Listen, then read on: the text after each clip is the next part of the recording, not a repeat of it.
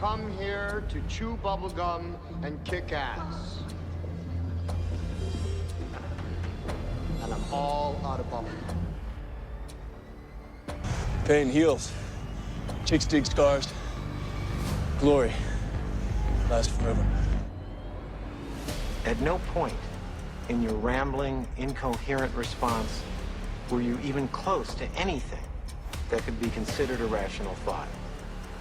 We will be perfect in every aspect of the game. You drop a pass, you run a mile. You miss a blocking assignment, you run a mile. You fumble the football, and I will break my foot off in your John Brown hind parts.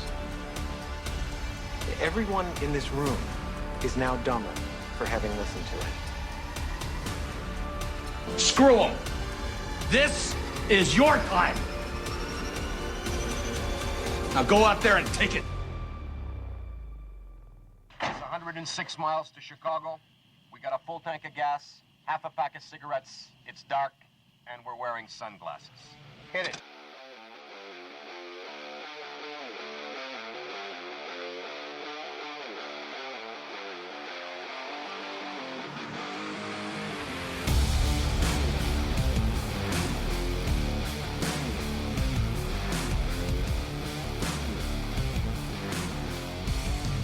Double A Squad, what's good? Welcome to 2026 and another episode of the Armchair Authority. My name's Ryan. Across from the desk, for me, as always, hi, is Mr. Clean. No earring, but I'm there. Yeah, Kelly, what's going on, man? This one's fresh.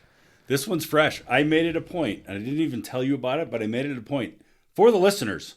We had no conversation. Prior to pushing play on this one. Not really. Like, this one's going to be raw. This one's going to be fresh. But if you're wondering why I was laughing, sure, I have to tell you this, and do not take offense. I'm not making fun of it. But I have joked about church league softball. I joked about the dad hat. Mm-hmm. I've joked about some of that stuff, right? And it's never meant to like really piss you off and send you over the edge. Yeah. But as I look up, as the intro starts today, I see the shirt with wiffle ball league champion. Yeah. And I just reared my head back and I'm like, when well, you hit all the markers because you know what the cup in front of you says. Oh, yeah. Is that church league softball? Yeah. Actually didn't read that. Yep. Went to and you know what hat I'm wearing today. Are you wearing the dad hat? Yeah. It's just backwards. Yeah. Okay, so when I see backyard wiffle ball summer league champion, I reared my head back and I'm like, that one takes it. That takes it. And I'm not making fun. It made me laugh, and I was genuinely laughing because I'm like, we have a good time. We banter back and forth. Yeah. We talk about stuff. Never insulting, never offensive, never whatever, at least to each other. Yeah. What we say to our listeners is one thing. That takes it, man. That's and not only that, it's a tank top. Yeah. Yeah, this is one of those haven't done laundry since we came back from vacation. Freaking awesome. The saddest part of it is the fact that this is just a pre-made shirt that I bought at Target. Oh, that's really you didn't earn I it? wish it was real. Cuz then I would totally flaunt a wiffle ball, but nobody plays wiffle ball anymore. It's really tough. To find any sort of league that wants to play it, not a lot of rec sports going on. That's amazing. Yeah, I wish it was real cuz I would totally rep it. I think a picture needs to be taken and placed on Instagram. Yeah. People got to see it. There's actually a wiffle ball logo in it. Yeah. Yeah, I mean it looks real. Are those stars on each side? Uh-huh. That's amazing. Yeah. You don't just go to Target and find any shirt, Ryan. I mean, that's legit. You have to believe that this was 90% of the reason why I bought it. And it's tank top. Yeah. It's a tank top. Go ahead and get a picture there. God, I got to get these cameras ordered. We got to get video going of this thing. There you go. I mean, after all, we're on episode 80-something. I mean, we should have some video. That's great. Yeah. That takes that. I can't top that. Well, I could come in here wearing nothing but a Speedo, and it wouldn't top that. Yeah. That's amazing. As I've documented on the show over the course of the last year or so, I've gone on a bit of a fitness journey. And before all of this, I was always scared to wear tank tops. Not anymore. Didn't like the way that they looked. It was always kind of a man boob situation. Didn't really, was very self-conscious of it. And then, you lose like 65 pounds and it kind of changes your perspective on certain things. So this last summer, I'm looking for ways to stay cooler because, and maybe not have a farmer's tan all the time. Yeah. So Knocked go to it Target looking for a specific type of tank top, whatever, found this one. But 90% of the reason why I bought it was because of the logo that you're now seeing. I feel like it checks all the boxes. Yeah, it absolutely does. It definitely will keep you cooler. Uh-huh. The logo is amazing. It's just amazing. And the old style of the old tank. I mean, it's great. You check all the boxes. I know. The things. That was a genuine belly laugh. Like, I didn't know if I was going to actually be able to like pull it together before we actually got rolling here, but that's amazing. Yeah. Those are just like there were a number of them. Obviously this was last summer. This was probably early June, late May at Target. But there were a number of them that had different things on them, different colors, whatever, and this was just like, oh, I like the color, and then the logo, obviously, like, hello.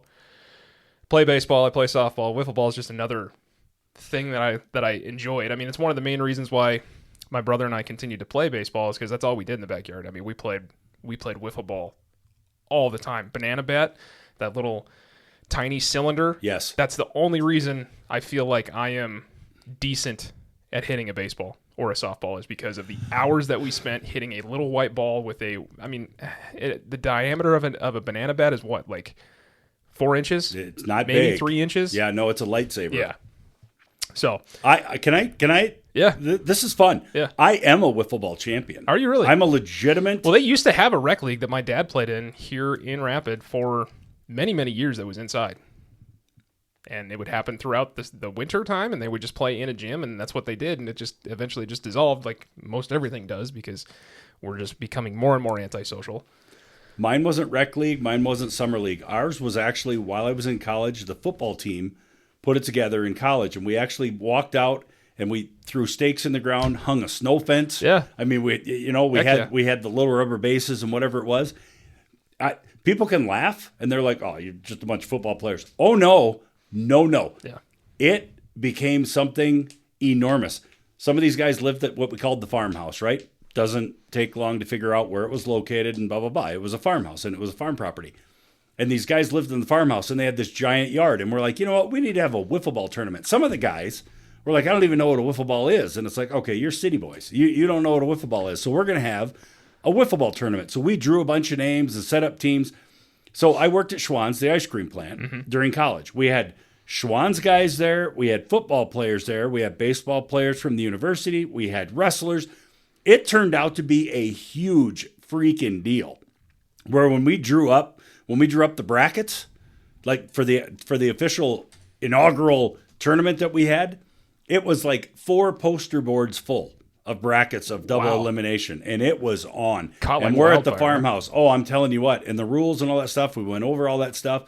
I think genuinely of all my events in college that were worth remembering, that wiffle ball tournament was flippin' amazing.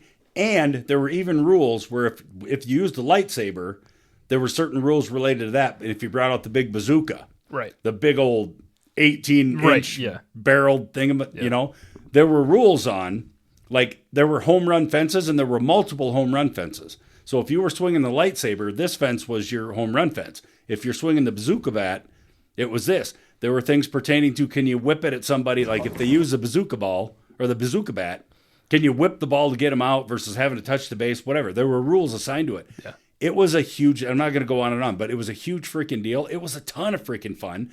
And I was actually on the championship team. And the kid that was probably MVP was this scrawny, I haven't talked to him since I left college, this scrawny little turd that drove around on a forklift at Schwann's in the freezer. And he was a scrawny little thing. And when you looked at him, you're like, there's an athletic bone in your freaking body. And this kid was a wiffle ball Hall of Fame American Idol guy. And it was amazing. Yeah. I can't even remember his first name, for crying out loud. He was absolutely amazing. And he was our guy. Yeah. Like he was the ringer. Yeah. Had never played wiffle ball. Yeah. Had really never swung a bat. I don't know that he even knew how to spell athletics. And he crushed it for us. It was amazing. That's awesome. That's great. That sure just took me back 30 plus years. Welcome. That's You're amazing. Yeah. That's awesome. Yeah. What a start. Obviously, like as things grow or develop or whatever you want to call them, they change. But now blitzball is the new thing. I don't know if you've seen this, but this is kind of like the new age wiffle ball where you have these specially designed balls, and when you throw them, they will do nasty stuff. Like you could get a wiffle ball to do some weird stuff. These things will, I mean, it'll drop like a Barry Zito curveball off the table, right? Just for a normal person being able to throw it. And in this game, they basically have like PVC pipe behind the batter. And then there's basically a screen within the PVC pipe, and anywhere that you hit on that is a strike. 5 balls, you get a walk. 3 strikes, you're out. But it's played on these smaller. Look at that, getting these things to just hook and curve and do all this stuff. Normal, it looked like a regulation size bat too. Yeah. So yep. So I mean, yeah, sliders and hooks and these weird looking ephus pitches and all this other stuff. And the kicker about that, and I know they're doing this because it's advertising or whatever. Yeah. 99% of those would have been strikes. Yeah. And they're hooking 3 feet left and right and up and down and all over. They'd have been strikes. They start at your head and end at your knees. And they would have hit the target. Yeah. Like that would have been a strike. Yeah. So that's kind of what it's evolved into. And it's kind of fun to watch. I recently watched a. We need to set this up. We need to set this up. Can somebody run for me? I can't run. I can try to hit, but I can't run. Well, the nice thing is it's like it's way smaller than a regulation size like baseball or softball field. Yeah. So it might only be like 30 feet to the bag rather than 60 or 90. Yeah. So maybe I can do it. And then obviously wiffle ball rules apply. So if you throw it at the runner before they reach the base, they're out. Yep. So much smaller field. If you're really interested in it, there was and I'll just promote somebody that's already got a ton of views and whatever else, but I was watching a Dude Perfect video where they played a bunch of different sports against the Savannah Bananas.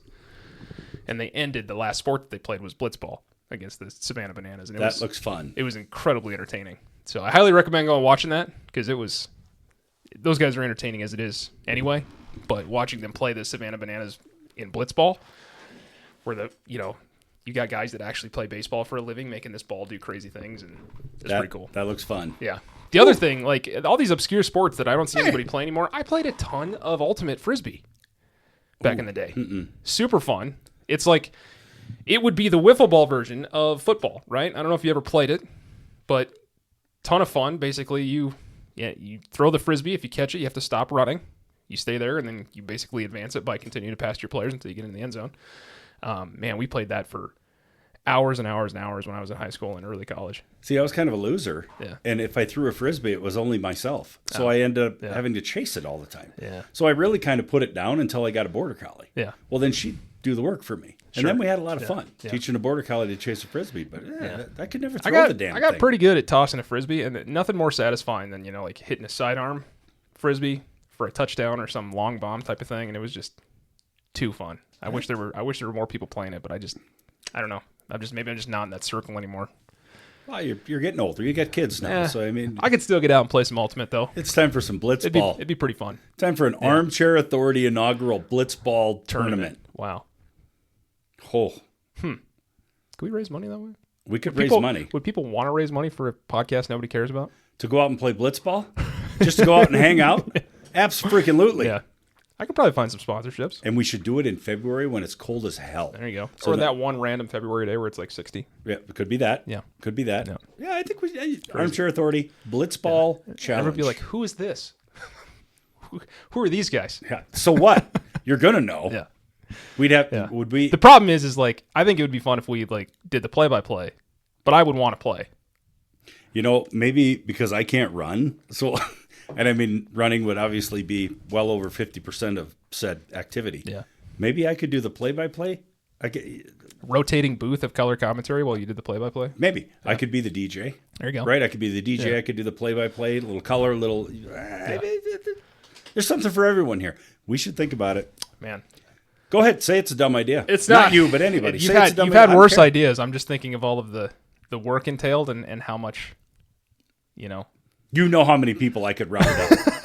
I could round up a host of people now. It would be about location. You could get an entire high school football team to come out and play. I know that much. Guys I work with. Yeah. Those cocky little high school boys. They would think they're blitzball experts until I drop. I know a couple of jackwagons that I used to work with at your office. I still have punch passes for my racquetball card that we never filled out. That was a great idea, guys. Thanks for that. We are a sports podcast.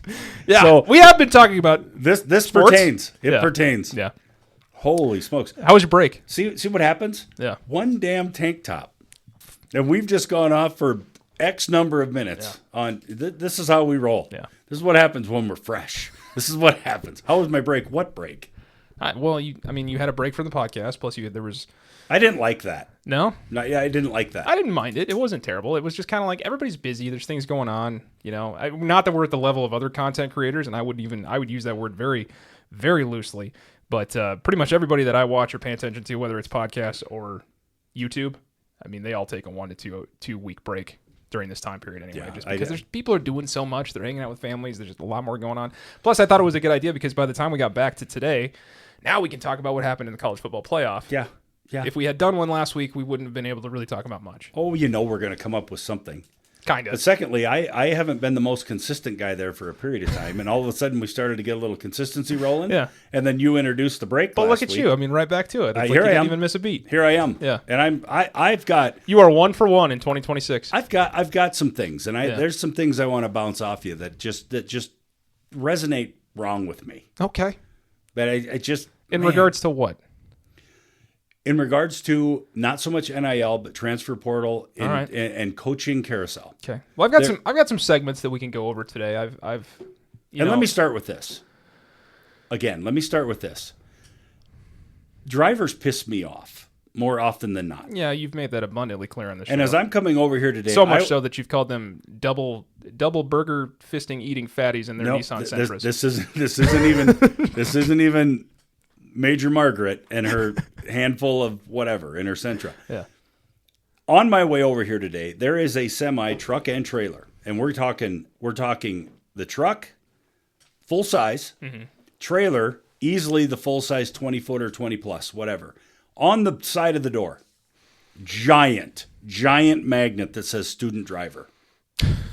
Now, any ordinary average veteran semi truck driver won't have that badge on the door, right? So we are clearly advertising what this is. So student driver, full truck and trailer in a 2-lane at the stoplight, 2 lanes, both turning left, right? Trucks in the outside lane. So as they're turning to their left and sweeping around, coming to the left, 2 lanes turning at one time, you've seen a truck and trailer take a corner. And oftentimes when they got that 20-plus footer trailer on the back, they've got to go straight ahead for much longer than you think they need to, right. And all of a sudden they got to bank it hard and do all that stuff. Otherwise, they're going to crush half your car. Now, yeah. Said truck and trailer, student driver, clearly. Once I got close enough, I could see the driver, and I'm like, ooh, definitely student driver. And he's in the outside, so he's having to come ahead, and he's trying to bank it and trying to make a left in double turning traffic. Do you think, Ryan, anybody on the inside turning lane slowed down or gave this young kid room to make this turn? No, because they're only worried about what's going on with them. No shit. Yeah. So what do you see? You hear horns a honking. You see fingers flying. They're flashing the middle finger to this kid. He's trying to actually pull off a very difficult turn in a larger intersection. I mean, it's a 2-lane intersection. But he's trying to pull off this turn as a student driver, and you got these Joe Bags of Donuts in there flipping him off, laying on the horn, doing all this stuff. And I'm like, Ryan, how long would it take? How long would it take if you just step on your brakes and let him execute the turn to get yourself back up there? Are you that worried about missing the green light? Are you whatever?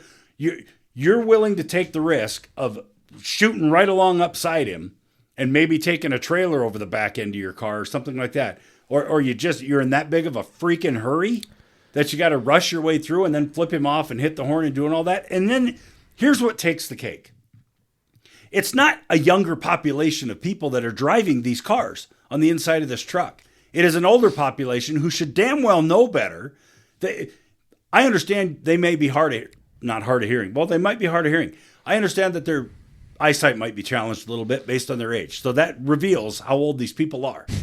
You can clearly see student driver. Why wouldn't you just give the kid a break?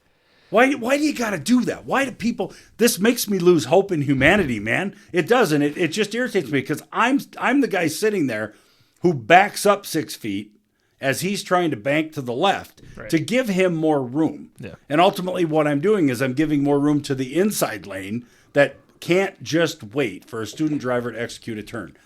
Most people like, Kelly, get off your soapbox. Like, get off my lawn, you old man, whatever. But seriously, little shit like that.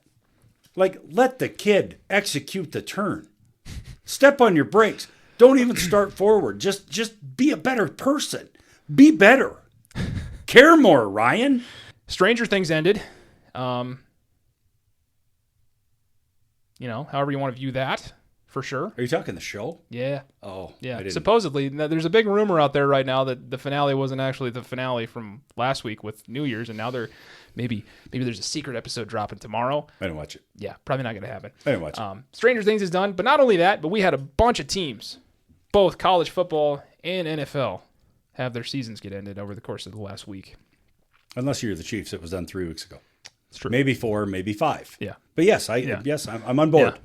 Yep. Bunch of different implications, but where I want to start, Kelly, is with college football. A couple different storylines over the course of that week that happened within the playoff, and then also things happening outside of the CFP that I know you have plenty of opinions on. I do. In regards to transfer portal, coaching carousel, rule changes, all sorts of things. But where we want to start today, I believe, is really the story of the year. It's Curt Cignetti and the Indiana Hoosiers. They're so good. They are so good. Unless you're Cam Newton.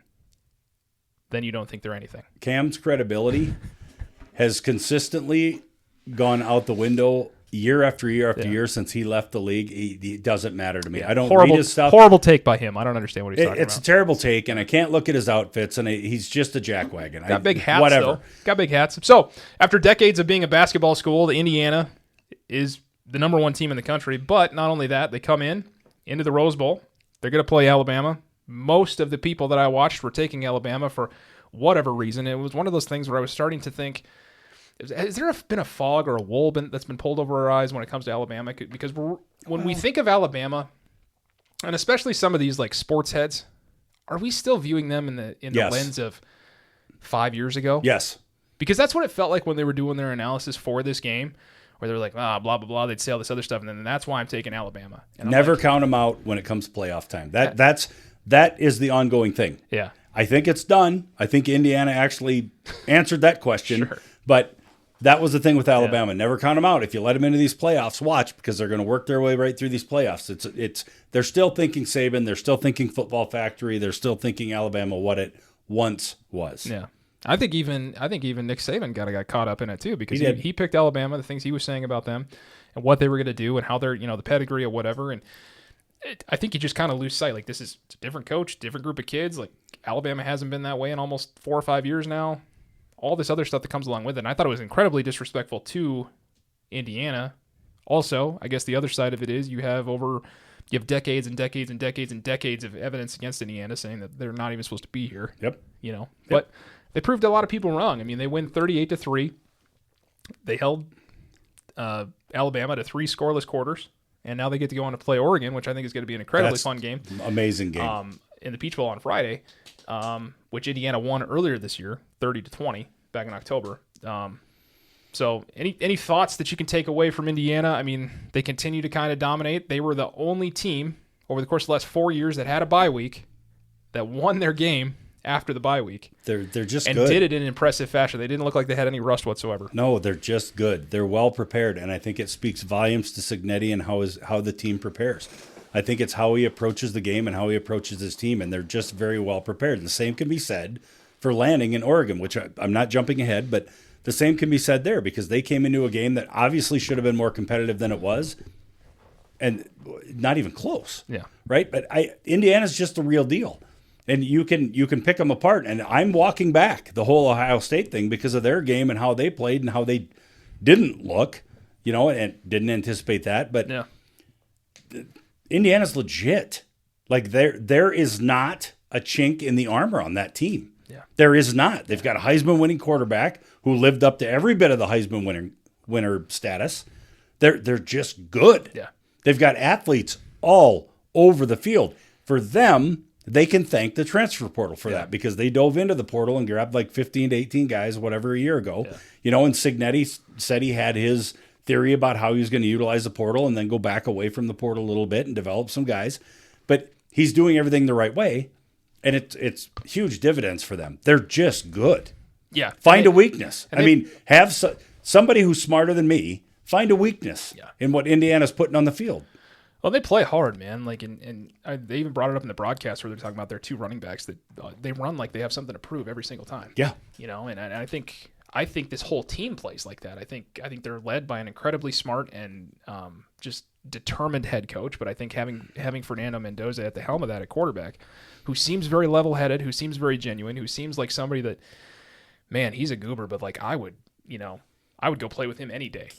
I've had a couple of teammates like that over the years where it's like, dude, you got a spot on my team any day that you want to play with me, or vice versa. Like wherever you're going to go, like I'd love to follow you just because you're not only are you a good player, but you're good vibes, man. Like I enjoy playing this game so much more with you here. And that's what Mendoza seems like to me. Yeah. His reaction with his teammates when they score a touchdown, his interviews afterwards where everybody's giving a hard time. Like it looks like he rehearsed this in the mirror for, hours beforehand. It's like, he seems smart. He seems genuine. Like, who wouldn't want to go out and play for a guy like that? Yeah. But on the flip side of that, Ryan, there's a lot of 4- and 5-star kids still throughout Alabama. Mm-hmm. Indiana's defense held them to 3 points. Yeah. 3 points. They're in the playoffs for a reason, right? Obviously, people gave them the credibility and whatever it is to be in the playoffs. That defense for Indiana, just a bunch of dudes, a bunch of athletes.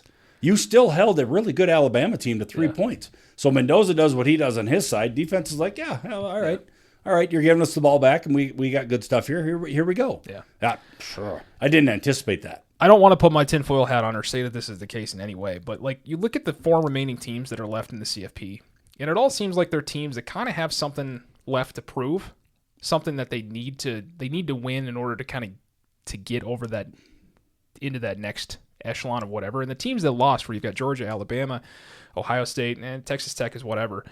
But those top 3 teams that we've seen in the playoff for what feels like a millennia at this point, right? Yeah. They all kind of have similar things in common where they have these high-profile recruits that come in. They're paying them a ton of money, and they've all kind of become like these semi-pro programs where they're just a revolving door for kids to make millions of dollars and then leave or whatever. Yep. Do you think any of this stuff has to do with the fact of like kind of what I'm leaning towards where, yes, they care about winning, but not as much as they do about earning their bag at that point in time? Like they can continue to make this money. It's still like winning still matters to them and they still want to compete and do all that other stuff. But it's like at the end of the day, it's kind of the same stuff that we bitch about when it comes to, guys dapping it up on the sideline after a tough loss where it's like, yeah, we might have lost, but I'm still making $500,000. Yeah. Yeah. Whereas the guys on the Hoosiers aren't probably doing that. Miami might be, but Miami's had something to prove for a long time. They haven't been relevant in almost 25 years? Been a long time. Ole Miss, similar thing. Oregon has been trying to get over that hump and win a national championship for as long as I can remember. They've always been good, but never good enough. So these 4 remaining teams seem like they're all playing to prove something, whereas the other ones, they've all been there, done that. They've all got their money. They're all handing it out to whoever they need. This isn't the end-all be-all. They're still going to be relevant. I would go here, though. I would say this. I know it's a stretch, but like... No, it's not a stretch, and I think there's a lot of truth to what you're saying. But I would also say that in a social setting with microphones in front of our face and or a lot of eyes or ears on us, I think a lot of these players are going to say loyalty, winning matters. I want to do this for the school. I want to do this for the fan base, da-da-da. In social circles. I think if you get them privately, money still matters more than anything else because a lot of these guys are being set up in situations that they never would have experienced until NIL and all these other things came into college football. Yeah. So I think they're going to tell you the right things. At least a pretty decent-sized group of them are going to tell you the right things in terms of, it's great to be a Duck. Coach Lanning is the greatest. I want to do this for Eugene and I want to do this for University of Oregon. But when they're looking at the dollar signs and the things that are coming in and then what's awaiting them likely at the next level, money is still the key. Yeah. Other game, Oregon, they beat Texas Tech 23-0. Wasn't really a game. They'll go on to play Indiana, which we've already kind of mentioned. I think that's going to be, it's a Big Ten matchup. I think it's going to be something that's going to be very, very fun to watch. where you've got basically the top 2 picks in the draft, depending on who's Yes. going 1 and 2 for the most part, between Mendoza and Moore. So, and then also, you talk about Dan Lanning and Kurt Signetti. I think two coaches at the top of their game right now. So I think there's going to be a lot of it. If it's a close game, it's going to come down to coaching decisions, different opportunities that they have there, and kind of who's going to be able to outsmart who. So I'm incredibly interested in that. And then Ole Miss and Georgia played probably one of the best games that I've seen in a long time. Mm-hmm. I mean, back and forth. I think Georgia went up by 10 at one point before the second half. Ole Miss climbs back into it. Trinidad. At the quarterback? Yeah. Yeah. Wow. Yeah. I didn't know that he was playing D2 last year until Anthony had said something. Yeah. Incredible. How he was ever not scouted by somebody else. Well, That guy was amazing. He was doing the things that I would do when I play NCAA football on the Xbox. yeah. Where you're running backwards for 15 yards and then you're coming forward and you're making these throws. I mean, he's making no-look throws out of nowhere. I mean, he's the whole reason they even had an opportunity not only to, be in the game, but then have the opportunity then to win it. Incredible. Yeah. Absolutely incredible. Hats off to him. So they knock off Georgia 39-34 in a game that came down to a safety on a botched Georgia kickoff, which I thought was weird. I was like, I think I turned away for a second and turned back. I'm like, how the hell did they get 39? And somebody had bet something on that game, and they were just absolutely pissed off that was the final score. I don't know what the line was or anything like that, but yeah, it ended up giving them 2 extra points. It made it 39-34. And then Miami, kind of pulling off the shocker of the weekend or the New Year's Day games, So where they go on to beat Ohio State, I think pretty handily too. And it was one of those things where I was having conversations with people where I'm like, Ohio State needs to wake up. Yeah. They look slow. They look like they're kind of looking past Miami. They look like they're not even here right now. Yeah, the score was not indicative of how lopsided that game really was. Yeah. And I don't know, maybe the announcer said the same thing, or maybe Talking Heads did, but I did in fact watch that, and I'm like, oh, Ohio State's in trouble. Yeah. Because if they keep, it stayed where it stayed for quite a period of time, and I think that I had texted the group, and I just like, hey, if they're going to let Miami kind of stick around here, the speed of Miami is going to catch up with them. It's going to bite them in the ass. Yeah. And they really kind of did it on both sides of the ball, where it actually looked like Miami had the better athletes, faster athletes, and had a better game plan. I mean, they could have been, dipping into a little bit of what Michael Irving had over there on the sideline. It could have been. Could have been. Whatever he's on, man. A little something off the knuckle. Yeah. Still Michael. In every way. He was happy. Shirt came off. I mean, he's ripped. How old is he? Cocaine has that way on your metabolism. I hate the fact that he has 2 videos where it's not the same video, but both times he takes his belt off like it was the belt to ass thing. Yeah. Twice. Yep. He didn't do it once. He did it twice, and I'm like, it wasn't seen. It wasn't seen by enough on the first go around. It a little bit. Yeah, it's good. It's unfortunate that it's unfortunate that Oregon and Indiana have to square off. 59. He's 59 with a 6-pack. Yep. Wow. Anyway. He's just built different, Ryan. Yeah, he really is. He's just built different. It's unfortunate those two have to square off, though. Yeah. Who's it? Oregon and Indiana.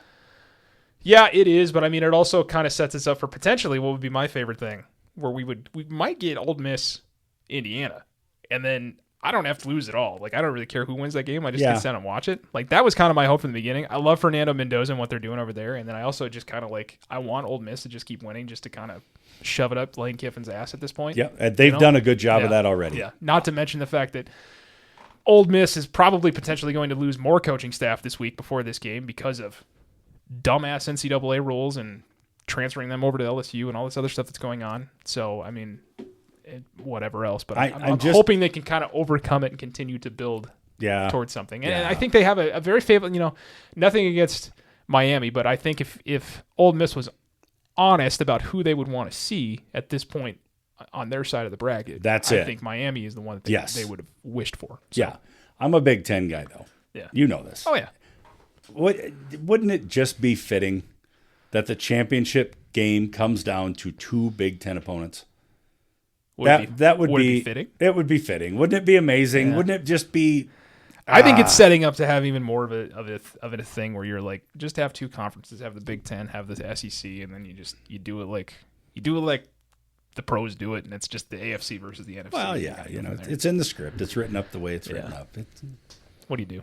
If Miami gets in there, oh man, I love all the Notre Dame. Playing the I love all the underdog Notre story. Dame idiots that were like, "See, that could have been us. We could have had those wins. Like they're getting these phantom wins because they didn't make it in, and they're like, well, if they could have beat them, then we could have. Yeah, right. Because they're putting themselves in like Miami's shoes because they think, Yeah, no. Beside the point. No, but Notre Dame. Who'd you lose to earlier this season? Okay, thank you. Very good. Yeah. The team that's still playing. Did you correct? So they didn't play in the Pop-Tart Bowl either.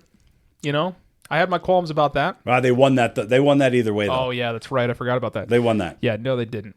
And that's the Pop-Tart Bowl is God's gift to man, as far as football is concerned. Yeah. What they were doing, the fact that they had one Pop-Tart, that 3 up there, 2 went in, 1 opted out, just to shove it in Notre Dame's face, which I thought was absolutely incredible. It was. Yeah. How about the Pinstripe Bowl? Did you get a good look at that? No. I mean, so was that was the Penn State game? Yeah, that's where 60 Penn players State, Clemson? opted. Yeah, Yeah. Where 60 players opted out. Like you're talking about 2 and 3 string kids that are playing in a bowl game. Yeah. Yeah, that was impressive. We need more shenanigans at bowl games. Like if you're going to have a company that sponsors it like Pop-Tart does, and I think they do an incredible job. They got sprinkles in the end zone. Winning team gets to eat giant Pop-Tarts. It's a whole spectacle, right? It is outside of college football playoff. It's the most watched bowl game that's not a playoff game. Is it really? Yeah. Oh, that's fun. And I think it's the highest rated they've had in 20 years or something like that. Oh, so good. it's catching popularity because of the stuff that they're doing. I think another good thing that I thought was fun was Frosted Flakes sponsored a bowl. And so they had a big bowl of Frosted Flakes the players were jumping into after they scored touchdowns. Lean into it. That's all I'm saying. Yeah. Pinstripe Bowl, you can't Penn do State that.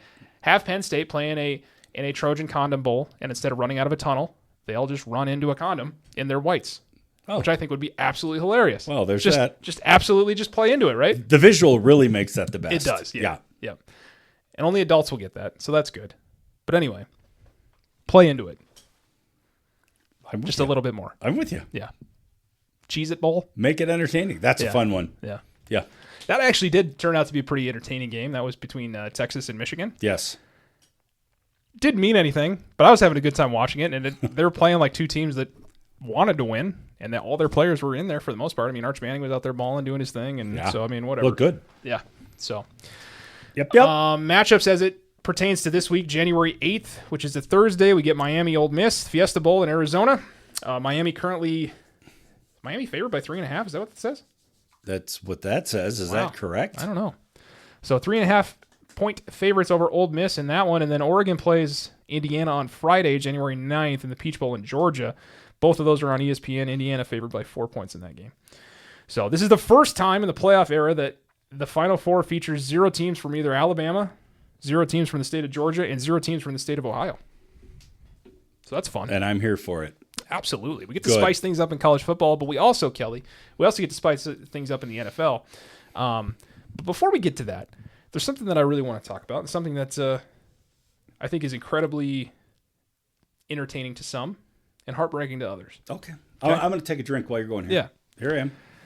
Kelly, on Sunday night, the NFL regular season came to a close with probably, and I know this is probably like recency bias, but it was a very great and entertaining game between the Steelers and the Ravens.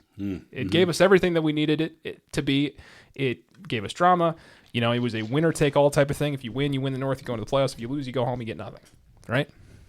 Yep. So that prompted me, for those that don't know, the Steelers score a touchdown late, and to go up 3, they need to kick an extra point, which kickers do all the time, especially Boswell. Yeah. Mm-hmm. Yeah. Guy who's been in the league for a long time. Yeah.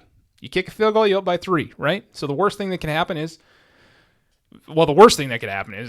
Baltimore goes and scores a touchdown before time runs out. But there's about a minute left, minute and 12 seconds, something like that.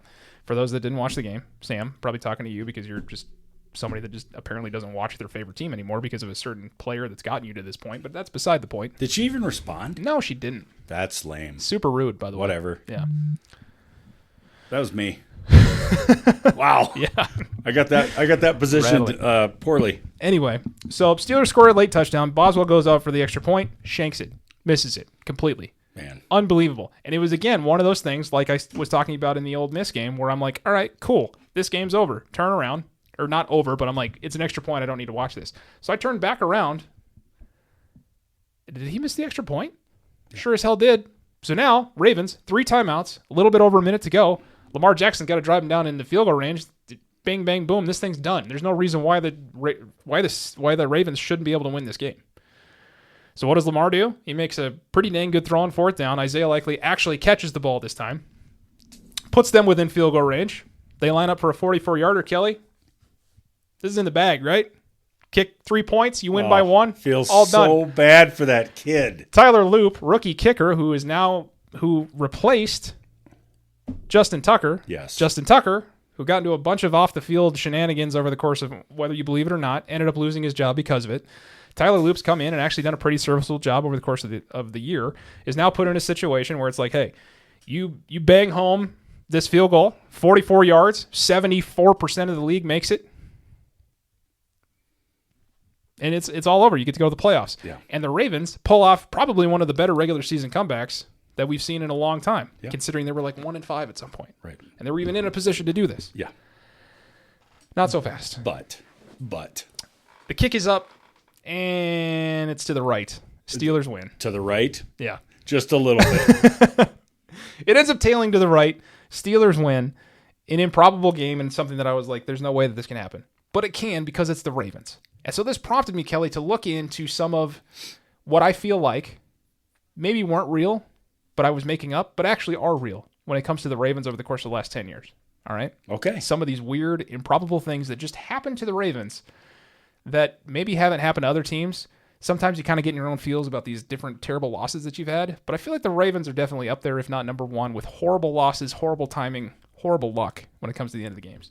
So, number one, we have the inches game, which occurred in Week 16, 2016. The win probability peak at this point was 91%, Kelly, when Kyle Juszczyk, who everybody knows as the 49ers fullback that played for them for years, actually played for the Ravens at this point in time before he went to the Niners the following year. Yes. Scores a touchdown, puts the Ravens up 27-24 with a minute 18 remaining. Kind of seen this before. Interesting what happens to the score when you make your extra point. Actually gives you an opportunity for them to tie instead of beat you. But anyway, yes. So the swing happens. The Steelers, again, on their final drive, took that 91% down to 0 in just 70 seconds. Antonio Brown's immaculate extension remains the only time in the last 20 years a team has been eliminated from playoff contention on a game-winning touchdown with less than 10 seconds left.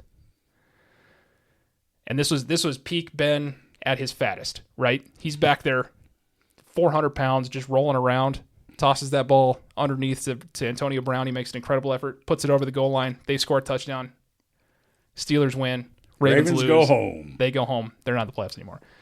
Fast forward, Kelly, similar situation. Week 17, 2017, yet another instance where they're up.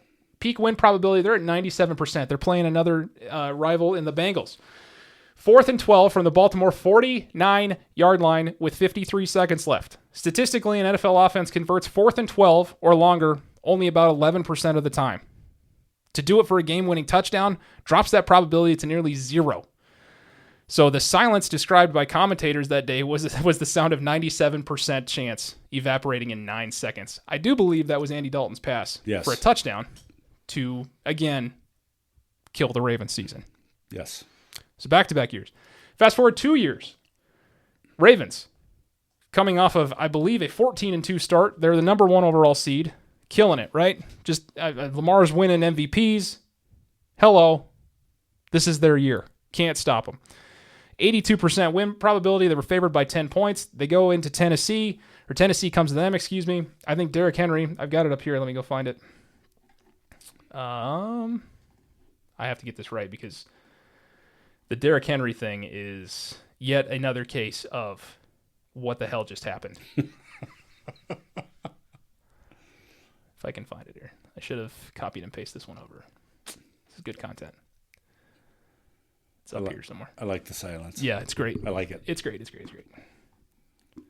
I mean, I could sing. I could fill the void right now and do some singing. There it is, the heartbreak. So they were heavy favorites, but fell early. Derrick Henry ran for 195 yards, and he even threw a touchdown pass, and the Ravens failed on a 4th and 1, ending a Super Bowl or bust season.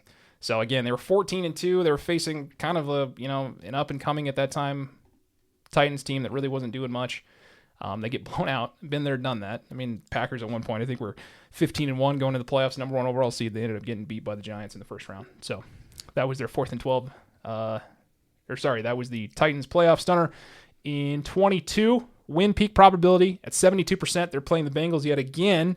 Had the ball on the Bengals 1 yard line, tied at 17-7 in the fourth quarter, and the Ravens do what only the Ravens can do. Tyler Snoop Huntley goes for the extension on the touchdown, fumbles it. We have a 98-yard touchdown return. 14-point swing. Ravens were projected to win 72% of the time at that point in time. And then the moment the Bengals win probability shoots up to 88% once Hubbard crosses the line, and it goes down as the longest go-ahead fourth quarter touchdown in NFL playoff history. So 17, 19, 22. Let's not forget 2023. Kelly, this is probably a particular favorite of yours. It at sure this was. point in time. Especially the player involved. At this point in time. Yeah. Win probability at just 28.3%, but this was a game that went back and forth. I'm pretty sure the win probability for the Chiefs at this time was probably right around the same. This is a really close game. Things were kind of swinging, and it kind of was one of those games where you felt like, man, this is going to tip one way or the other with something huge that's about to happen, right? Yep. So even though they were trailing, the Ravens were driving to make it a 17-14 game with plenty of time left on the clock, and then the fumble happens, resulting in a touchback. And what happens is you have, again, similar to what happened with Ben and Antonio Brown, it's basically just an easy little check down pass to Flowers. Flowers goes to extend for the goal line, but instead of scoring a touchdown like Antonio Brown did, Flowers gets the ball punched out at literally probably the 2-inch yard line. Yep. Falls out of the back of the end zone. Touchback. L'Jarius Sneed. Mr. Sneed. With the punch. Yeah. Incredible defensive play. Out of the back of the end zone. Touchback. Chiefs take over. The rest is history. So the other big important part of that game that I think we talked about a ton on this show, the Ravens ran the ball with their running backs only 6 total times in that game. Yep. 6 total times. In a year where they had Derrick Henry, when he ran 20 or more times in a game, I think they were like 8-0 or something stupid and was like that. never seen in the third or fourth quarter. Yeah, despite being the number 1 overall rushing team in the NFL, it's the lowest rushing attempt for a total number 1 overall seed in playoff history. So that's 23. Yep. Fast forward to 2025/26 season, which just happened this last Sunday. Win probability at 68% after Isaiah likely catches the 26-yard 4th and 7 pass to the Steelers' 26-yard line. Tyler Loop, who had made 100% of his kicks from under 50 yards in his rookie season prior to that snap, a 44-yard field goal in NFL history, like I said, is converted 78% of the time. I might have been off on that when I said it before, but 78% of the time, a kicker in the NFL will make a 44-yard field goal. The miss represents one of the highest leverage statistical anomalies in the history of the Raven Steelers. The NFL regular season wrapped up that was the next thing. Sorry, I was reading my stuff. But here's why it's a statistical anomaly. This is the first time, Kelly, there have been over 60,000 field goal attempts in NFL history. And Baltimore Ravens Tyler Loop missed last night, or the miss in Sunday night's game, is the only one of those attempts that came as time expired in the fourth quarter, in the final week, with both teams' playoff hopes resting solely on the results of that kick. Are they bad, or is it just bad luck? Hard to be objective with this one because of who it affects. Sure. It doesn't break my heart that this is how it works out for Baltimore. So it's really hard to be objective. And we're not even mentioning week 1 last year, Isaiah Likely's toe in the back corner of the end zone that wasn't in. Right. We're not even mentioning, I don't even think I brought up last year's playoff game with the Bills, where franchise leader in receptions, yards, touchdowns, Mark Andrews, who is nothing if not a guarantee to catch the ball, drops a 2-point conversion. Yes. I didn't even bring that one up from last year. What do we call it? Do we call it unlucky? You have to call it unlucky. I don't know. Some of those you Is can't. this where you put the tinfoil hat on? I don't know. Did Tyler Loop make some money? I don't know. Maybe Boswell made some money for missing the extra point. Who knows? Maybe. I don't know. there's just a lot of evidence here that's just like, whoa. I feel like the Packers have some pretty heartbreaking losses, and some pretty pivotal moments over the course of the Rodgers era and all that other stuff. But this is one of those things where it's just like, how does this continue to happen? And then to compound it, what we talked about last week, they have 12 fourth quarter losses where they're leading by 10 or more points. Mm-hmm. There's a joke now where it's like, if you have the Ravens, if you're trailing the Ravens by 10 points in the fourth, you're probably going to win. You're good. Yep. You got them right where you want them. Yep. So, I mean, like, is this a coaching thing? Is it because, this happens over the course of, a couple different quarterback regimes. I don't believe Lamar was there in 26. Not in 26, but in 2016. I don't remember when he got drafted or whatever that, was. But, I mean, it's just like, and some of these aren't even Lamar's fault. Like, you've got just weird stuff happening where guys are dropping balls. Players are fumbling at the 1 yard line and they're running it back 98 yards for a touchdown. Guys missing kicks. Well, they're dropping balls because they're not used to Lamar throwing to them. Because he just wants to run the ball. I mean, there's one excuse. Yeah. Not really. Kicker, I don't know. Derrick really. Henry not running the ball the entire second half against the Chiefs in 2023? Well, okay. Coaching. Yeah. Yep. So, I'm not taking it easy on John Harbaugh, even though this appears to be incredibly unlucky stuff. I'm not taking it easy on John Harbaugh. Again, like I still stand on the side of like, I don't think John Harbaugh's a bad coach. I think it's just one of those things where it's like, you've tried this for 20 years, might as well just maybe you should try something different now. Maybe you should move on. Same thing with Tomlin. Yeah, they got the win, but I mean, they're lucky enough to get the win on a missed field goal. Yep. They're both in the same situation. I mean, it was. I sent a message to somebody, and I'll read it here to you because I just think it's funny. You kind of backed your way into the playoffs, even though you didn't really back your way in. But when they showed the Steelers sidelines as Loop was lining up to kick that thing, there wasn't a player on that Steelers sideline that thought that they were going to win that game. Not a single one. In fact, you could read the mouths of some of the players, and they knew exactly what should have happened had he bangs that kick. But yeah, I don't know. So you kind of backed in, even though you didn't back in, and I don't know. I'm still disappointed that Sam didn't respond. I mean, come on. Yeah. Friend of the That's show, a bummer. not anymore. Yeah. Not anymore. You're done. There was a meme that has Tomlin and Harbaugh talking to one another, and it just says, Mike Tomlin says, "I'm definitely getting fired tonight." John Harbaugh, "Nah, bro, trust me, we're losing." Tomlin says, "Not if we choke with a minute left in the game." And Harbaugh says, "Not if we choke even worse immediately after that." What's with Tomlin blowing the kiss into the camera? What is that a thing? Didn't see it. Don't know what you're talking about. Okay. Yeah. It was right at the end. Tomlin all of a sudden blows this big kiss right into the camera. Yeah. I don't know. It's almost like a screw you thing, but I have no idea. Yeah. But, sorry, Brett and your Ravens, all that other stuff, whatever. But I'm not. I get to get blessed with one more Aaron Rodgers game. One more. That you do. One more. Just holding on. Holding on to this final ride, this 42-year-old ride, So. Neither one is going to do worth a damn in the playoffs. No, I mean, you're right. It's fun, it's fine. But I mean, fun. it's just one more. It's like it's just holding on to your childhood one more time. Yeah. It's still there. So one more wiffle ball tournament. Just one. Yeah, right before your ACL snaps. So. Well, way to speak that into. Ooh. Uh-oh. Yeah. So anyway, a couple of things that happened. There was just some seeding that had gone on as far as the NFL is concerned. Kind of going into this, there was only really a couple that were in limbo as to whether or not who's going to be in, who's going to be out. I think the surprise team would be the 8-win. The 8-win, 9-loss Panthers are now in the playoffs because they won their division. I'm so sick of that crap. I'm so sick of that damn division. We've talked about this countless times. I'm so sick of that division. Yeah. You can get in with a less than 500 winning percentage and win the damn division. And it's always that one. It's always the South. Always. No. Since Tom Brady has left the Tampa Bay Buccaneers, it's been, I think, without even fact-checking me, I think it's been a 500 or less team that wins that division and gets into the playoffs. And it's always that damn division. And I'm tired of that. Yeah. So the entire division is playing itself that weekend. Yeah. And you get the game, you get the results between Tampa and whatever, and they're going for the Falcons now, and they're going for the Panthers now, because if this happens, this happens. So it actually, how fitting that a junk-ass division comes down to playing each other and then rooting for a division rival to win, to give us a shot in the playoff. I mean, come on. You're less than 500, and you're hosting a home game because of that. I think it's the last year they're doing that, though. I don't care. They are hosting a home game, and they don't even have a 500 win percentage. You can't even win half your damn games, and you're hosting a playoff game? Yeah. Oh, yeah, I was looking pressure. at it, and I do believe that division, specifically the Saints, were 2 wins away, 2 games away from all 4 of those teams being 8-9, and every single one of them having a 3-3 divisional record. Yes. That's how, like, evenly bad all of those teams are. Yeah, thank you for saying bad. Yeah. Evenly bad. Yes.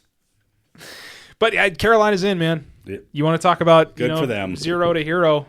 That's them. Hero? Come on. I mean, they haven't had a lot to cheer for in a while, and Bryce Young had a turnaround season, and they're moving in the right direction. This is a big step for them. This is like winning the Super Bowl for Carolina at this point. So, they're in. I think the Vikings are regretting their decision to let Sam Darnold go. Yeah. I think that is another storyline that you can look at with Darnold and the Seahawks being the number 1 overall seed in the NFC. They've got 14 wins. They've got a stellar defense, and his connection with Jackson Smith is just crazy, right? Yeah. So, yep. And the way that they played the Niners, which I was not expecting that to be the way that the Niners were going to be locked up as far as that goes. 13-3, not being able to do anything offensively. We came off a week where we're like, well, Shanahan, he's a pretty brilliant guy. Yep, gets that team ready. He is a brilliant guy. But this is another case. High-pressure situation. He kind of, I don't really know, man. Yep. Players play, coaches coach. I get that. I understand it. But just add it to the list of reasons why it's like, I don't know if I can trust him. Yep. I respect him as a play caller, and I think he's a heck of a head coach, but like 13-3 in a game that you could lock up the 1 seed and the division. Correct. And this is what you produce? Correct. And where was the game? It was at home. Correct. In San Francisco. Yeah. All the variables were there for quite an evening. Yeah. Yeah. Yeah, and people say, they had some injuries and stuff like that. Everybody does. You had all your Kittle played. You had Juwan Jennings, who's been a great receiver for you this year. CMC was out there. Brian Thompson Jr. was running the back. You had your guys. Purdy was there. Yep. So yeah, Seahawks get the 1 seed. Your precious Denver Broncos, who I'm assuming you're rooting for because they're a division rival. You're rooting for them to win. They're frauds. They're absolute I knew frauds. this was. I was waiting for the text to come out because I was just. I didn't want to jinx it because I wanted it to come, but I also wanted to send it because I wanted to be right. But I was waiting for the text to come where you were going to say something to the effect of like, Denver is fraud. They're a fraud because they're only putting up X amount of points and they're struggling with all of these backups for the Chargers. No, I actually started saying fraud after they played Kansas City when Kansas City was using their practice squad quarterback and they were beating Denver at halftime. I'm like, this team is fraudulent. They are shooting for the 1 seed and they are fraudulent. I really only trust, since you're going to go there, I really only trust, sure, I'll go for Denver, whatever. It doesn't matter to me. But I only trust 1 team in the AFC right now. Based on eye test, based on what I've seen, based on playing consistently, I trust 1 team in the AFC. Before you go there, I think you just need to admit that it's, as much as you want to ride or die on this rule of like, well, I guess I'm rooting for the division. Oh, it's you hurting hate me. It. You hate it. You don't want to do it. Just admit that it's a stupid thing to do and you don't want to. It's eating me from the inside out. Then that means it's not. You don't like it. It's a dumb rule. I don't like it. It's a dumb rule. You don't have to do it. Good. Thank you. That's all I needed. Just admit that you're wrong and move on. No, I'm not wrong, but you're justifying that I get to step away from that rule, and I will gladly step away from that. Because it's a bad rule and nobody agrees with it. It truly is eating me from the inside out. Like I said, it's awful. Anyway, I trust who do you one trust? team. I trust 1 team in the AFC, Jacksonville. That's it. Whoa. Don't say their name. Just say Jacksonville. Whoa, man. I trust 1 team. The Jaguars? That's it. Jaguars. I trust them. That's it. That's crazy. Chargers? Nope. Any of the other teams? No. Pittsburgh? No. Denver? No. New England? Maybe a little bit. I don't trust anybody. Jacksonville. Played the most consistent. Winning the games they're supposed to win. Blowing out teams they're supposed to blow out. That's it. I trust 1 damn team. And it almost sickens me to say that because I've made fun of their starting quarterback and Mr. Franchise quarterback for years and years. But he's showing something different. And whether...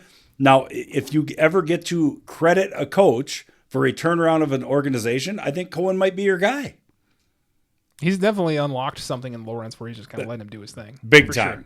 The only thing I'm worried about with Carolina. Don't worry about that. Jungle Cats, right? I get confused. With the Jaguars. Is they may have peaked too early. No. Mm-mm. Well, maybe. But I trust them the most of anybody in the AFC. Hands down. No Lamar. No Patrick. No Joe. Yep. Who's still in there, though? Oh, Mr. Superman. Mr. Superman's in there, which we're going to get to that because I'm bringing in a special little segment for you. Okay, in a land of what ifs, Bills win the Super Bowl. Yeah. Then what do you think of them? Freaking better. They better. Oh, here we go. With all the guys. You're about to Nick Wright me right now and go, there should be an asterisk put next to whoever wins the championship because the Chiefs aren't in it. No. But if there's ever been a situation for Josh Allen and the Bills to work their way through the AFC when you don't have Lamar, Burrow, Mahomes, those guys that you mentioned, when they are not in there and you're not having to go to their stadium and or play those teams and all the magic that generally comes with them in the playoffs, this better be your year. Like, this is when you're going to get it done. But at the same time, I don't think this Buffalo team is as strong as we've seen from Buffalo in the years past. They've got Amazon drivers, as you would say. But you've got no excuse. Catching the ball. The one thing they do have is they have basically, I mean, statistical purposes, I think if he didn't finish first, he was top 3 as far as rushing goes in James Cook. Yeah. So, I mean, and, you know, it's Josh Allen. He's great. You've gotten some of the big dogs out of the playoffs, right? So it's set up nicely for you where if you're looking at head-to-head quarterback competition, I mean, Lawrence is playing at a very high level, but he's still not Josh Allen. Yeah. Drake May's not there, playing well, but he's still not there. But the AFC competitors, you don't have the big dogs in there right now. Yeah. So 0 excuses for you. I'm not saying put an asterisk. I'm saying 0 excuses for you. And I like what the talking heads say, where he's going to have to be Superman for 3 consecutive games to get them to the Super Bowl because their defense is not playing well. They don't have the playmakers that they've had in years past entirely across the board. He's going to have to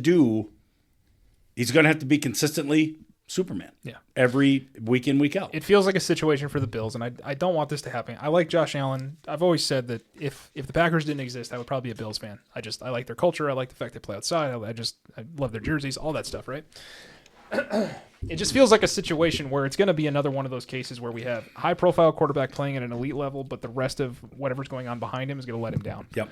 They're gonna get to the AFC Championship game, and it's not going to be enough. They're going to run into one of these teams that is more well-rounded on all 3 aspects of the ball, and it's just going to be they're either going to get blown out or it's just not going to be enough to get them over the hump. Yep. Because you look at the Patriots, you look at the Jags, you look at the Broncos.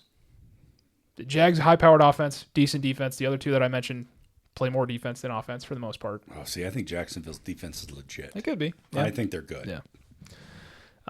So it could very well be one of those things where they make it that far, but they just don't have enough behind Allen to back it up. But I mean, I don't necessarily disagree. Like, if you're going to do it, now would be the time to do it because now you got none of your rivals in there. You got a bunch of fresh meat that hasn't been in the playoffs, and you've got the most playoff experience out of anybody in the field right now. Yep. No excuses. More than anybody that plays on the Patriots, more than anybody that plays on the Broncos, the Jags. So whoever else is in there. Yep. No excuses, minus Ryan. the Steelers because they're all ancient. But I think the one through thread here within the AFC though is tell me what you see. Tell me what you think of play style and what they're good at when I say the team name. Texans. Defense. Steelers. They pride themselves on defense. They have the highest paid defense in the league. That's what they want to be. That's what they want to be, but that's not necessarily if you were to pick their which is identity. better, their offense or their defense is okay. Is probably better. We'll go with that. New England. Defensive team. Drake May's been playing well. But I mean, and then you've got, again, with the Broncos, who probably have the number 1 defense in the league, if not for the Seahawks. So Chargers are just kind of an enigma. They just kind of appeared there. Oh, yeah. I mean, they're injured. They got no offensive line. It's like we don't like the rest, so let's just go ahead and put the Chargers in the playoffs. Well, that's kind of the whole AFC side of the ball. I think there's a lot of interesting matchups going on in NFC. We've got the 3rd edition of Packers-Bears happening on the 10th of January. We've got Niners and Eagles, which I think is an interesting one. Eagles are kind of sputtering, whereas the Niners are coming off of a kind of an embarrassing loss. I know a couple Bears fans do not like at all squaring off with the Packers in this first week. Well, why would you? They are nervous. Why would you? They are very nervous. Yeah. They're not happy about Divisional game.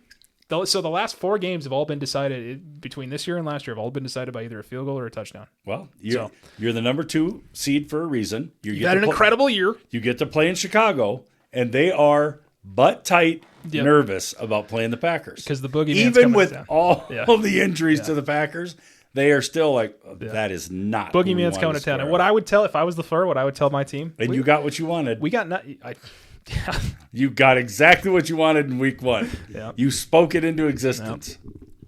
But if I'm LaFleur, I'd be like, we got nothing to lose, man. We're the 7th seed. Technically, we're not even supposed to be here right now. We went from Super Bowl aspirations at the beginning of the year to 15 guys on IR. 11% of our roster is on IR. Yeah.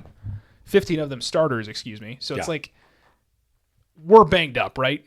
You've got Ben Johnson coming out making BS comments about, like, we don't sit our players. We play our players. We play football. We're going to play football. We don't sit them. That's great, dude. You had something to play for. You were either going to be the 2 or the 3 seed. You needed to win. You didn't do it. You played your players. You still lost to a Lions team that didn't have anything to play for. Yep. So congratulations on that. So glad that you did that. Then you got bailed out by Washington, who all of a sudden decided to learn how to play football and beat the backups for the Eagles. So that's awesome. Meanwhile, the Packers are like their most used thing in their entire facility is probably the meat wagon that they use to bring out and take all the injured players back to the locker room for x-rays. 13 oil changes. That's exactly where I was going to go. Yeah. The vehicle with the most oil changes is the old meat wagon. Yeah. Yeah. So, I mean, I listen, Packers got nothing to lose here. I would just go lay it out in the line and be like, hey, we don't have it. I don't know. And I know everybody's like, you get into the tournament, anything can happen. You're 0-0. It is what it is. And I said the same thing, mostly the same things, because there's a lot of parallels between this team and the 2010 Packers that ended up winning the Super Bowl. But I mean, it's like, what do you like? I look at everything that's stacked up against them. They're not better than Seattle. They're not better than San Francisco. They're not better than the Rams. And those are the 3 top dogs that I think can come out of the NFC, in my opinion. Yeah. I think the Eagles are sputtering. I don't think they know what they are or who they want to be. Too many internal problems. Yeah. And hats off to the Bears. You've had an amazing season, right? You've got 11 wins or whatever it is. You won the division. You're the 2 seed. It's great. It's awesome. It's coming to But an end. I think it's one of those things where you're just a little too early, right? You're just a little too early. Coming to an end. You've had it. And the things that I think about, and I'm not trying to just like bury them because I don't want to discredit what they've done. They've played games close, right? They've been in it. But for some reason, all these teams that play the Bears in the fourth quarter just go brain dead. And I don't understand what's happening. Right? I'm not discrediting what the Bears are doing. They stay in it. They find a way to, but I mean, the Lions did it. The Packers did it. They've won like 8 games this year within a matter of 1-score games, right? We talk about it all the time. To win a championship or to be successful, I think there has to be, some of it has to be like 10% luck. But when does that luck run out? I don't know. You've got like the 25th ranked overall defense, but you're number 1 in takeaways. Yep. Come on. They lost to the Packers later season. They lost to the Lions. If they go into this game, Ryan, I said wheels were going to fall off that bus. Everybody likes to be told that they're right. If they go into this first weekend of playoffs and lose to the Packers, do I get to claim that I was right and the wheels fell off the bus? No, you don't, because you said they would lose every game. Did I say every game? You said every game for the remainder of the season, and I said that is a bold claim. Damn it. So, man, did they lose to the Niners too? Who? The Bears? Did they lose to the Niners? Yeah, it was that shootout. It was like that 40 to 30, so they lost 38. They lost 3 of 4 of their final? Well, they Niners for sure. They lost 2 of Lions. they lost 2 of their last 3 for sure. Okay. Yeah. And if they lose this to the Packers, I don't get to claim. I don't get to claim that I was right. Packers beat them. They beat the Browns. Yep. They beat the Packers. And then I believe they lost to the Niners. And then it was the Lions or something like that. Okay. Something like that. They lost 2 of their last 3. I still think I get to claim the wheels fall off the bus.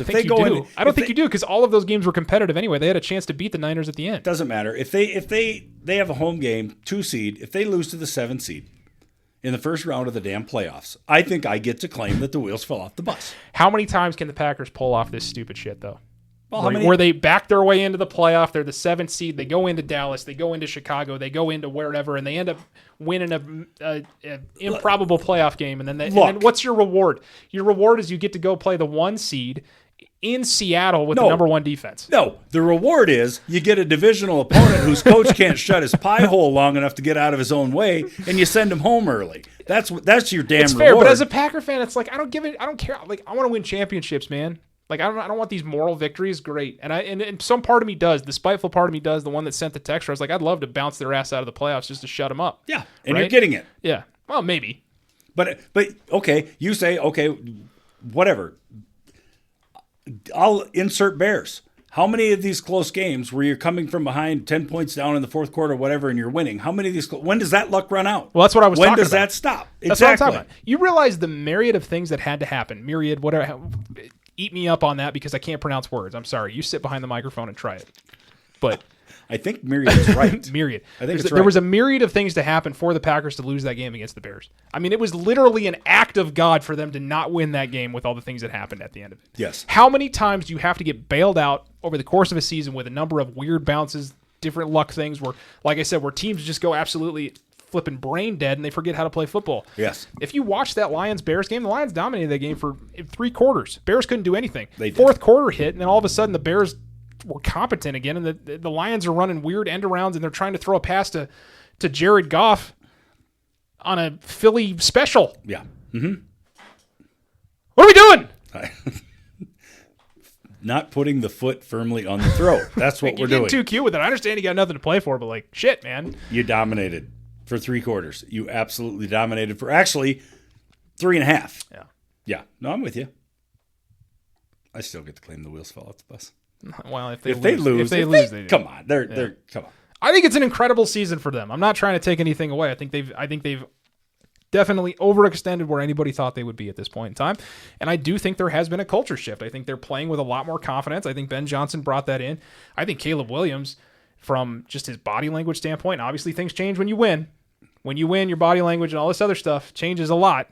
But I think he looks like a different person this year compared to last year, the year prior, because of some of the things that they've implemented and how he's been able to play. Sure. Statistically, I think he's still a subpar quarterback. Correct. He's still only completing 50% of his passes. He's not really he will miss wide open receivers, but then he'll make this miraculous throw that only 3 guys in the league can make. Yeah, because his eyes are closed when he throws it. That's so why. It's just some inconsistencies there where I'm like, this is super weird. I mean, even in the Niners game, I think he made the right throw. He just underthrew it. Yep. So... And he's almost damn near impossible to sack, and it drives me nuts. He can scoop pretty good. Yeah. Yeah. And Packers have no pass rush, so we'll see what happens. Rashawn Gary, somebody put out an APB for that guy because he's been missing for 10 weeks. No sacks, no pressures, no QB hits, nothing. Getting paid. $24 million. He's got none of it. Yeah, some no-name guy comes in with his first start, gets a fumble recovery, a sack, and 4 hurries or something like that in a who cares game that I think the NFL should give everybody their money back that went to it, because that Packers-Vikings game was an atrocity to mankind. Not to mention the betting odds that you were talking about, where I think the Vikings were favored 16.5 points. Yeah. Packers 13.5. Yeah, 13. Yeah, there you go. 13.5 points. It's 16-0. Packers get the ball with 2 minutes left. They run a 2-minute drill with Clayton Tune, or whatever the hell his name is. Tune.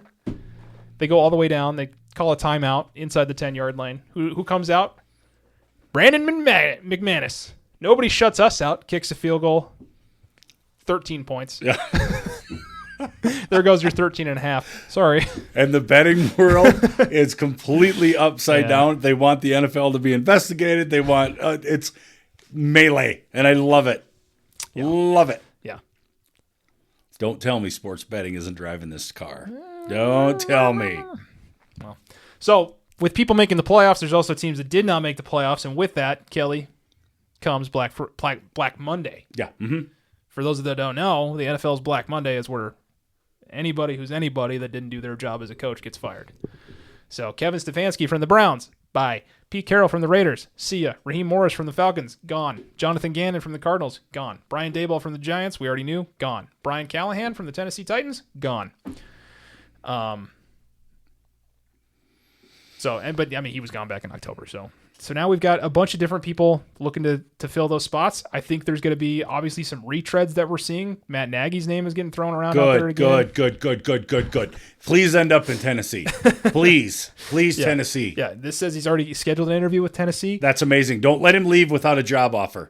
Please take Matt Nagy. Who else's name is on there that I had said that you didn't want to see, that you didn't believe it, but here we go. Mr. Mike. Mike McCarthy. Mr. Just Mike. peeking his fat head in the door, wondering if there's any room for him to squeeze in there. Yeah. Hey, so, you've got a bad organization. Took another year off. Now maybe linked to the Giants, maybe linked to the Cardinals. I don't know.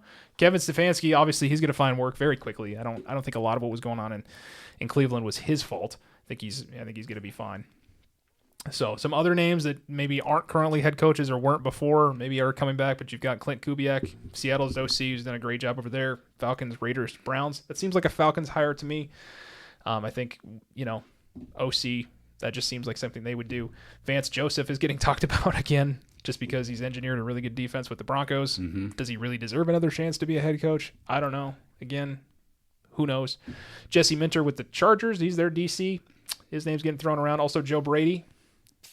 That's a name that we've heard quite a bit. Bills OC. Seems like there's just a revolving door at OC for the Bills and Josh Allen. So his name has been linked to the Giants as well. So they take Brian Daboll, move him to the Giants. Maybe they'll take Joe Brady, move him to the Giants. Whatever. I guess we'll just keep trying it. Whatever. I think that is the true definition of insanity. Probably. Okay, great. Probably. But, the Giants' job, not terrible. You've got some promising stuff in Jackson Dart. They'll have the 5th overall pick. Yep. I think there were some bright spots that they've got. You've still got Malik Neighbors as your number 1 option at wide receiver, who I think is a legit talent. So maybe not I wouldn't call it a reloading, but I also wouldn't call it a rebuild. They're stuck somewhere in the middle. And I think if they hire the right guy, change the narrative, move things forward, I think that team could be on the right track in a couple of years. Sure. The thing that drives me nuts, I think, is some of the names that are attached to, the Raiders. Looking at Vance Joseph, another defensive guy. I don't think Tom Brady's going to let that happen. I don't think so either. So here's the Raiders are obviously in line to go ahead and get Fernando Mendoza. If he declares, which I think he will, I think he'd be stupid not to. He's going to be the number 1 overall pick. I think he's got the right attitude. I think he's going to interview well, and obviously But the Raiders don't have the number 1 overall anymore. What happened to it? They lost it because they beat the Chiefs. No, I think they still have it. I thought Tennessee moved up and took the number 1 overall now. I don't know. Look it up. NFL draft order. Because I had somebody approach me with a very perplexing question, and they said... Raiders secure number 1 pick. Jets hold the 2. Oh, okay, so they still have number 1. Yep. They were speculating during the Chiefs-Raiders game that the Raiders beating the Chiefs would actually give... Tennessee won. Yeah. Tennessee won. No, they lost. They got 41-7. Mollywop. Okay.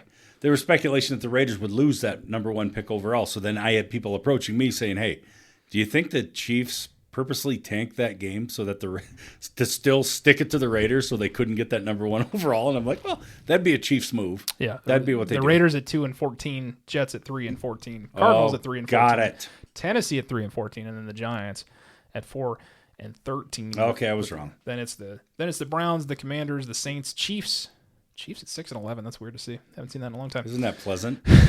Cincinnati at 6-11. Dolphins, Dallas, the Rams via their trade with the Falcons have a 13th overall pick.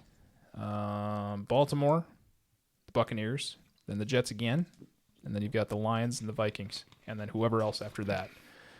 We'll kind of fill those spots in as they get knocked out of the playoffs. But anyway, back to what I was saying. It would be the most Raiders thing to do to hire a guy like Vance Joseph, who's a defensive-minded guy, and then draft a quarterback in Fernando Mendoza, and not give him the pairing that he needs to be successful, like you would need with some of these young quarterbacks, where you see it with Caleb Williams and Ben Johnson. Yep. Where you see it with whoever, and I think the Titans need to do the same thing too. I think they need to pair somebody up, get him going. Mm-hmm. Cohen with.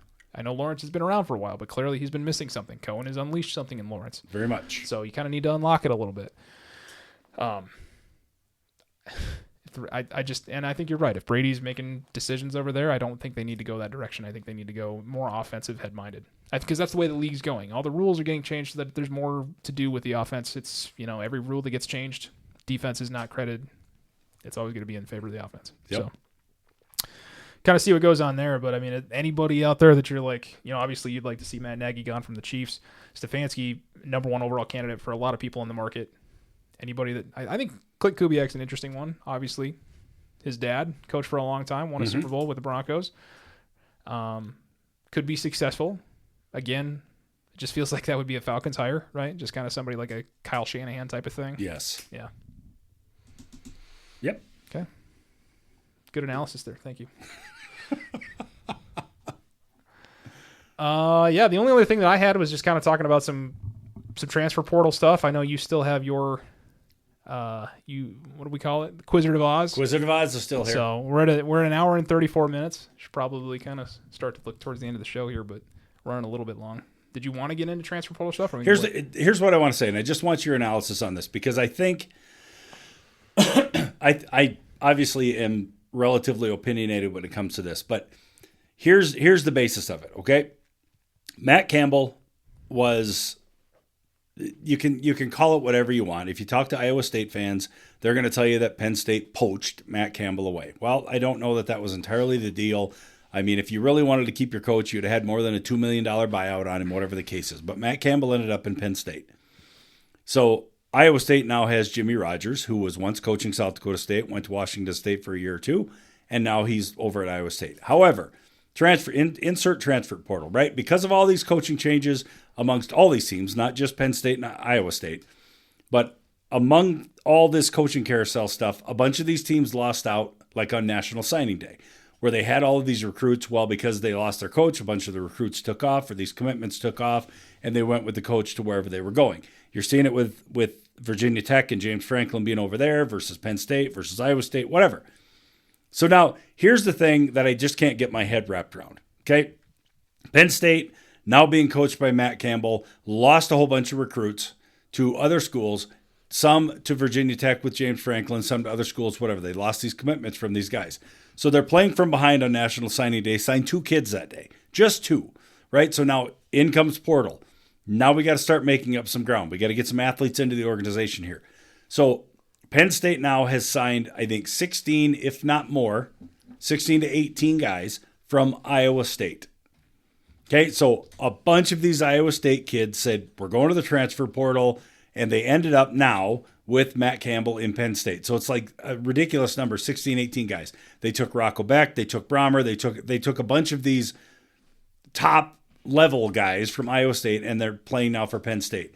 So now, okay, and it can go the other way too, because Penn State lost some guys at Virginia Tech and whatever. And Iowa State brought a couple with Jimmy Rogers. They brought a couple Washington State kids, and they're kind of plucking some kids from other schools, whatever. Here's what I don't understand. Ryan, help me understand this, and just give me your opinion. And I know you said we're getting long, and it's fine. You can keep it short. How, if you're an Iowa State fan, and don't get me wrong, my daughter goes there, right? Sure. I've been to some of their games. I appreciate Iowa State. I appreciate what they've done. But you have been a program that was irrelevant for a very long time prior to Matt Campbell. Matt Campbell comes in for 10 seasons plus and actually gets you back up to where you were competing at a pretty high level in the Big 12 Conference. Okay? So how can you as an Iowa State fan be so upset and take to social media and absolutely just trash Matt Campbell for doing what he's doing in an environment and an atmosphere that is college football now? The fact that he took a job with Penn State, the fact that a bunch of these Iowa State kids enter the portal and Matt Campbell happened to bring them in and they're now playing for Penn State, that's being allowed by college football. That is now the landscape. That's what college football is. It's what it's become because of the transfer portal. How can you as a fan of Iowa State go onto social media and just blast this dude where 6 months ago Matt Campbell was the best thing? We're talking about putting a statue outside Jack Trice Stadium of Matt Campbell doing all these things. Where does that mindset come from, Ryan? I don't get it. And it's not just Penn State and Iowa State. I'm using that as an example because those are who I'm following right now based on what's going on with the portal.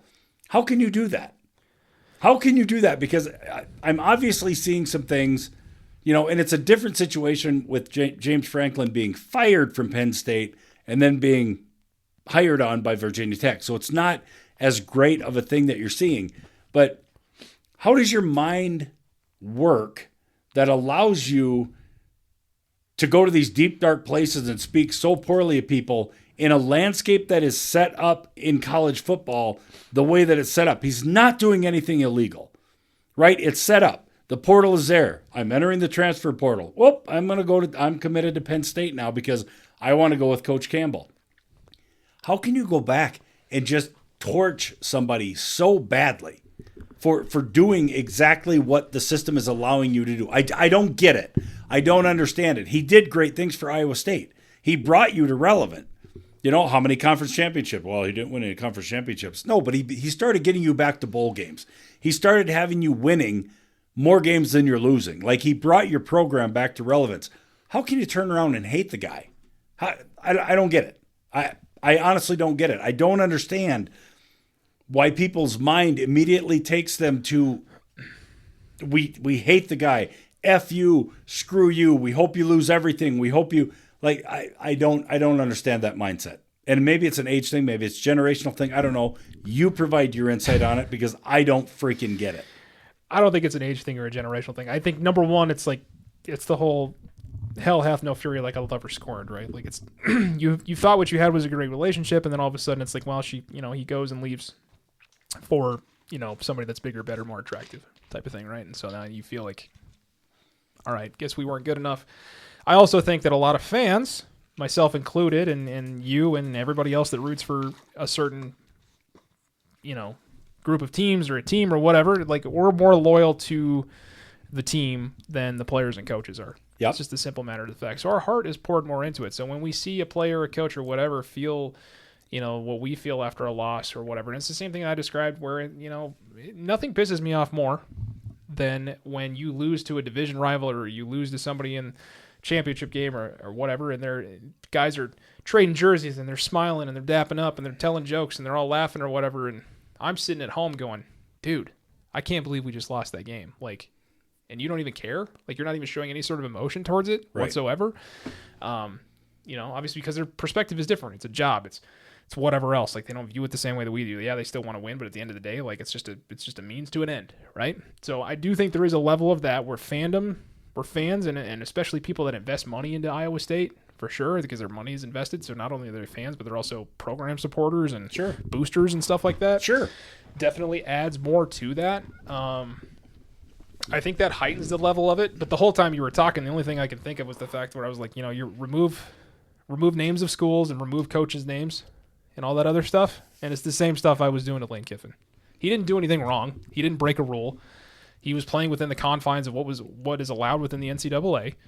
And his team just happened to make the playoff, and that heightened the level of things that were going on between him and the school and everything else and how it was viewed. And obviously you've got two big names within Ole Miss and LSU being one of the biggest.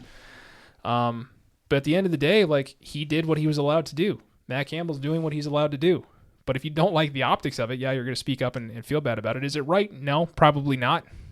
Personally, myself, I should probably give Kiffin a little bit more slack because he was playing within the confines of the system, and I understand, having looked back from it now, it's like, yeah, there's nothing wrong technically with what he did. I don't like the optics of it. I wish he would have done this to that or the other, but I also think the difference in that is like when you go from Iowa State, who was not, and maybe at the beginning of the year they were, championship contention, to Penn State, who's going to have more pull, and some may say, well, it's the same thing with Ole Miss versus LSU. It's kind of the same jump, right? Mm-hmm. Maybe. But what's going on in you?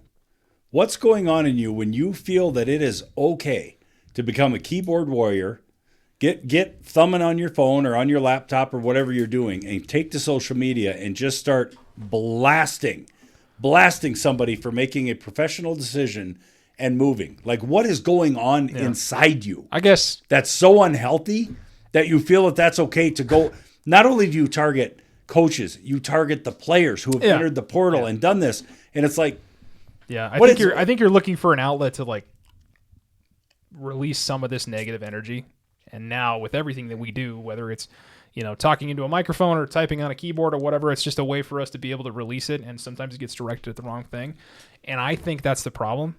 And I'll even admit to adding to it, where I think more of my aggression should have been towards, and I've been open about it, and I do agree, but I think more of my aggression should have been towards the NCAA and the stupid rules that they have in place. Sure. I think it's awful. There's no reason why a coach, number one, should leave in the midst of a season. Yeah, whether they still have a bowl game to play or they're competing for a championship, there is absolutely no reason that coach should be allowed to leave that program until his contract is up at the end of the year. Right. Because you know what else is dumb about this? As Ole Miss continues to win, Lane Kiffin continues to earn his incentives. He's going to make an extra $500,000 from that Georgia win. He wasn't even there. Yeah. That's in his contract. He's going to continue to earn it. He didn't do anything to earn it at that point in time. Yeah. Well, so similar things going on at Iowa State as well, where it's like, why allow him to leave? They still had stuff to do. Penn State still had a bowl game to play. Yeah. Pinstripe Bowl. Like, the rules are dumb, and you keep catering to the NFL and doing all these other things. You're big enough. You can push your weight around a little bit. Don't allow them to take these Saturdays from you. Right. In December. Dan Lanning said this just, I think, a week ago, And I should pull up the clip and play it for you because I thought it was absolutely brilliant what he was talking about. Because then you move all of these things up. There should be no buys. You should just play back to back to back to back. And by the time we get to New Year's Day should be the championship game, and then it should be done.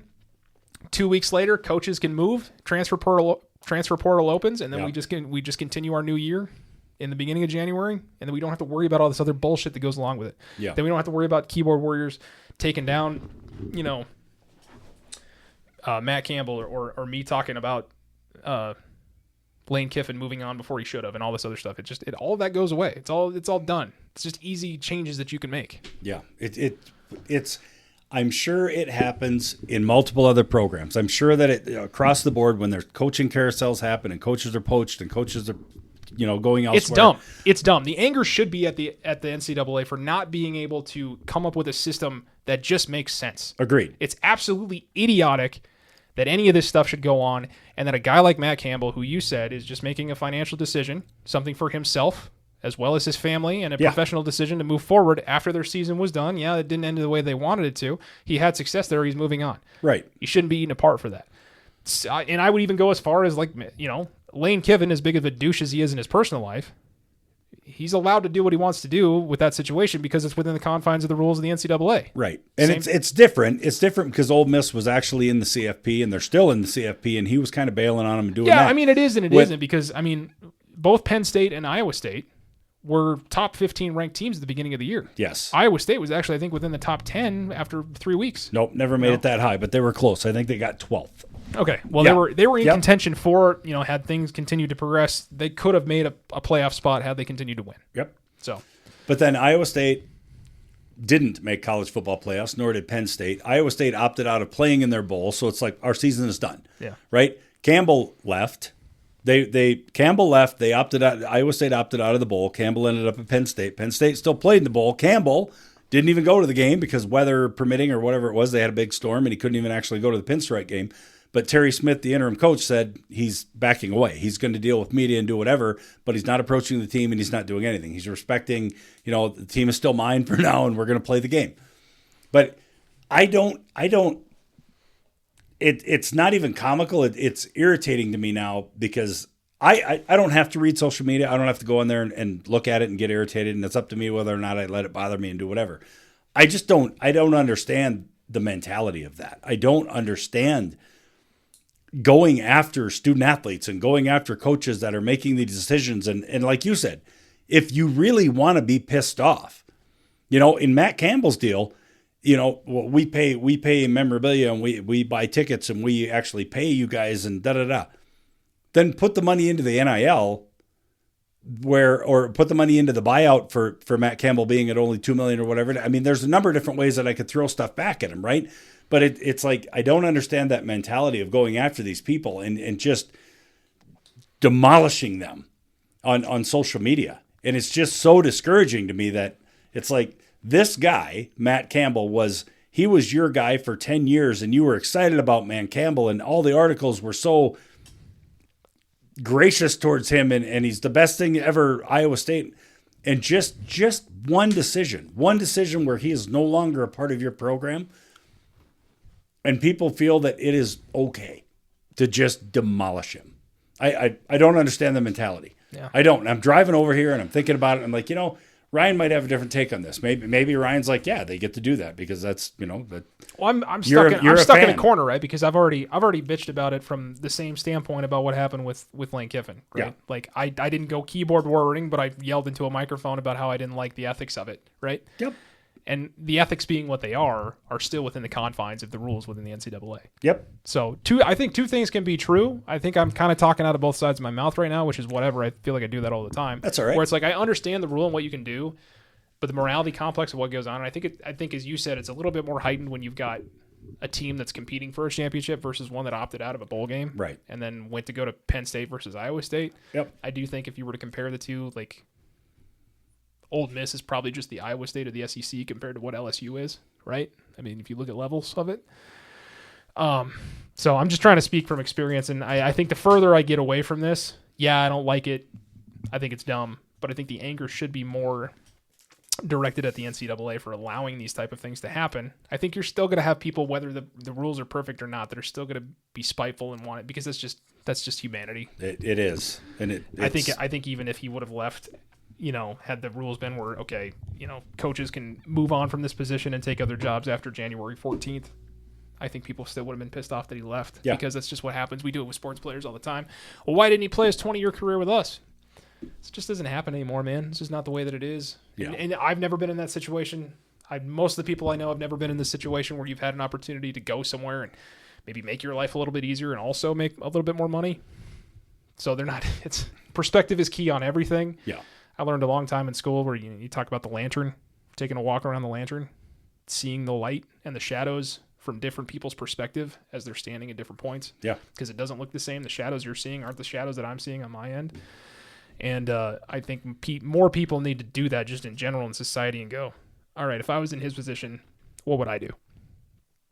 Yeah, I know exactly. I would have done the exact same thing. Yeah. If it puts me and my family and my life and everything in a better position, I'm going to do the same thing. I just don't. I don't know. Yeah.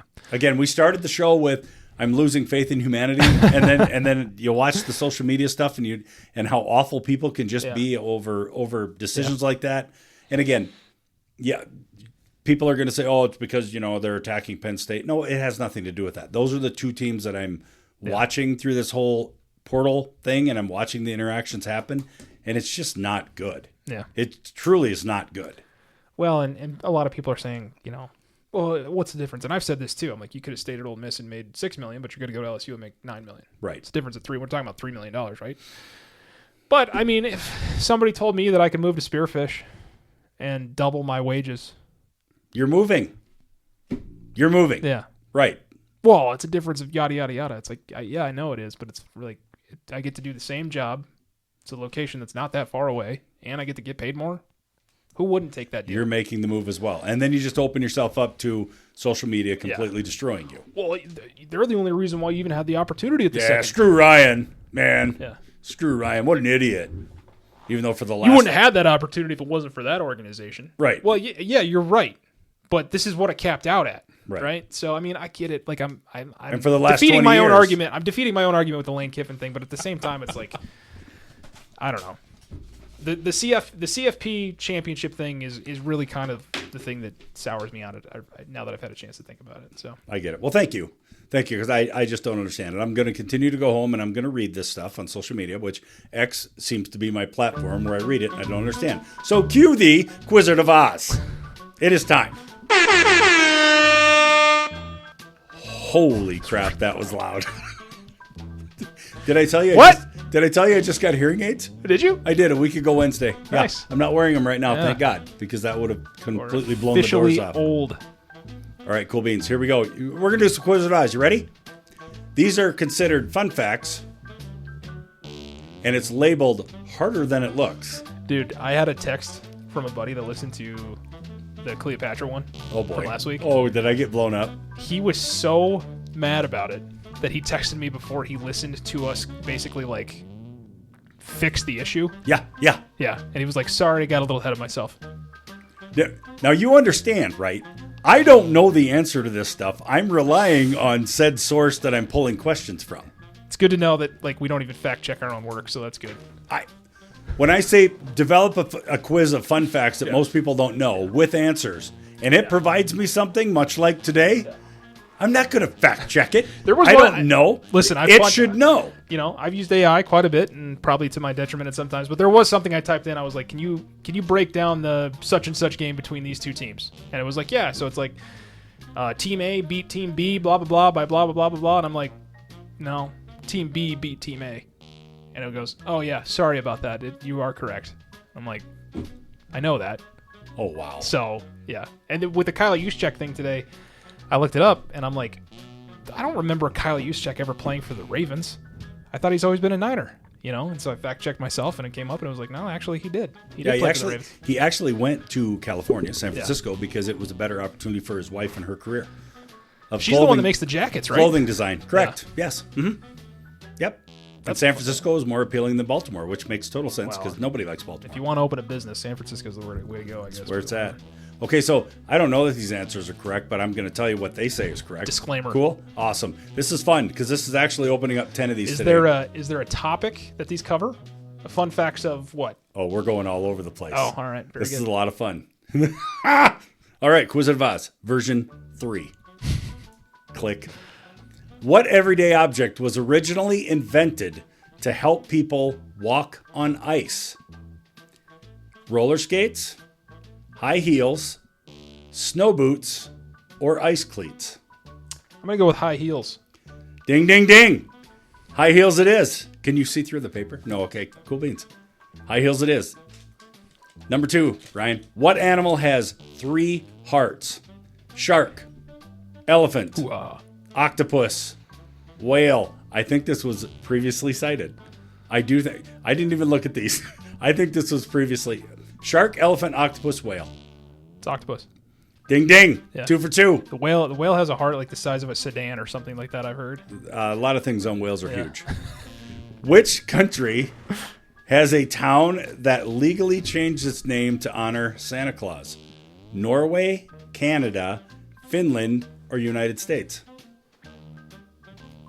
Do I get the name of the town? No, because I don't have that. I only have the country. Norway, Finland, Canada, or Canada, United States. United States. Town that legally changed its name to honor Santa Claus.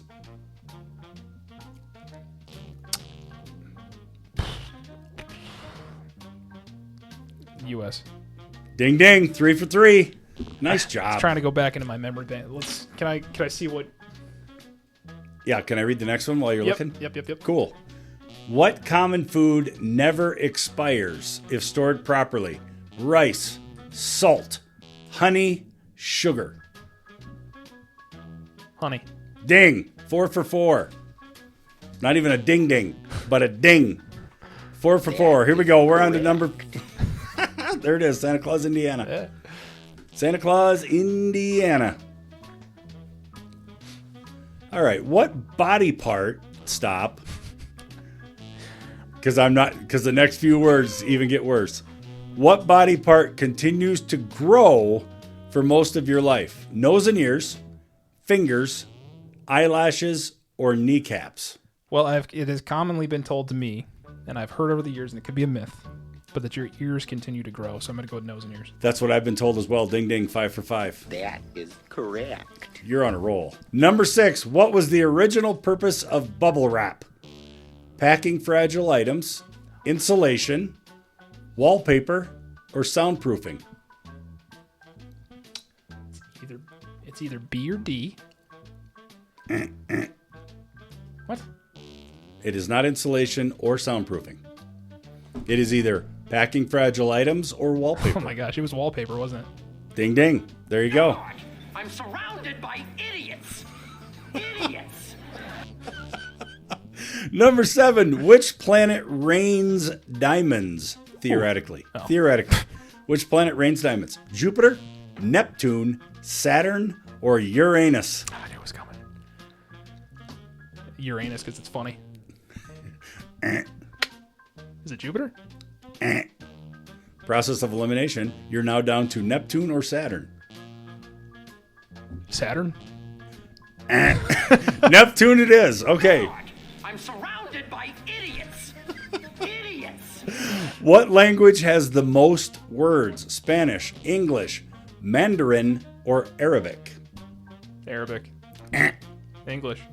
Ding, ding. We're going to give you 75% right on that one. That is correct. What sport, since we're a sports podcast, what sport was banned in England in the 1500s because it was too violent? Boxing, soccer, bowling, tennis.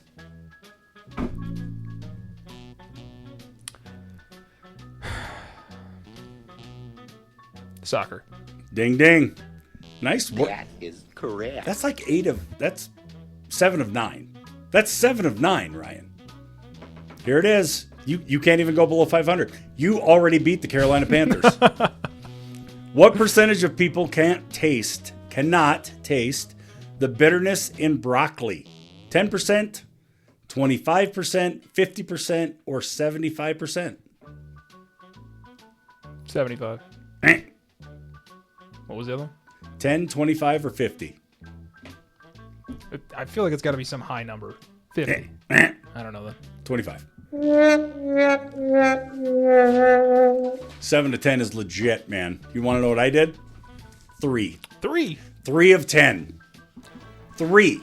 How many times do we have to teach you this lesson, old man? Oh, that's fantastic. Great job. Quizard of Oz. You are Mr. Oz. You are. What do they say? Jack of all trades, master of none. That's it. Yeah. Yep. Yeah, I wish I could fill this brain with some Look at the big brain on Brad. useful knowledge, but unfortunately, that is not for me. Oh, you know you're going to have buddies that are going to be texting, reaching out and say, I was 10 of 10. I was 10 of 10. I got them all right. You guys are stupid. That one where you guys did the cadences for the quarterbacks, I got the ones that you didn't even put on the show. You're not only a liar, you're a damn liar. You're an absolute liar. No. You can listen live game now, and it's like you don't even sound like Jared Goff. Exactly. Don't tell me 10 of 10 either. I think 7 to 10 is probably as good as anybody's going to get on that. I was 3. I'm not smart. I can't wait for but it. I was 3. Can't wait for it. You know, I can't believe you didn't know how many people could taste the bitterness in broccoli. I didn't even know broccoli was bitter. That's why I thought it was a high number. Yeah. What? I didn't even know. I'm not a smart man. I just go based on, like, most of my answers are just based on logic. And I'm like, I've never heard anybody talk about bitterness in broccoli. I've never experienced it myself. No. Therefore, it's got to be one of those things where it's like only a small subgroup of people can taste it. And I bet I answered the question wrong because you said how many people can, and I think I did the inverse of it and thought 75% of people can't. Therefore, 25. And what was the actual answer? 25. Yeah. Yeah. Yep. So my line of thinking there, I think, was correct. I just misread the question. Yep. I got 3 hearts for the octopus right because I asked that like 3 weeks ago, which dumb for me to bring it in a second time, but I got that one right. I got right the honey, food stored properly, and then I got the ears. The only reason I knew the honey thing is because it's like a naturally occurring substance. That is very accurate. You know. That's very accurate. And then I got what body part grows. It's the nose and ears. That's it. I failed everything else. I was 3 out of 10. The nose grows, huh? Nose and ears. Yes. The ears I knew because my grandfather he's got some long ears. It troubles me if these things continue to grow.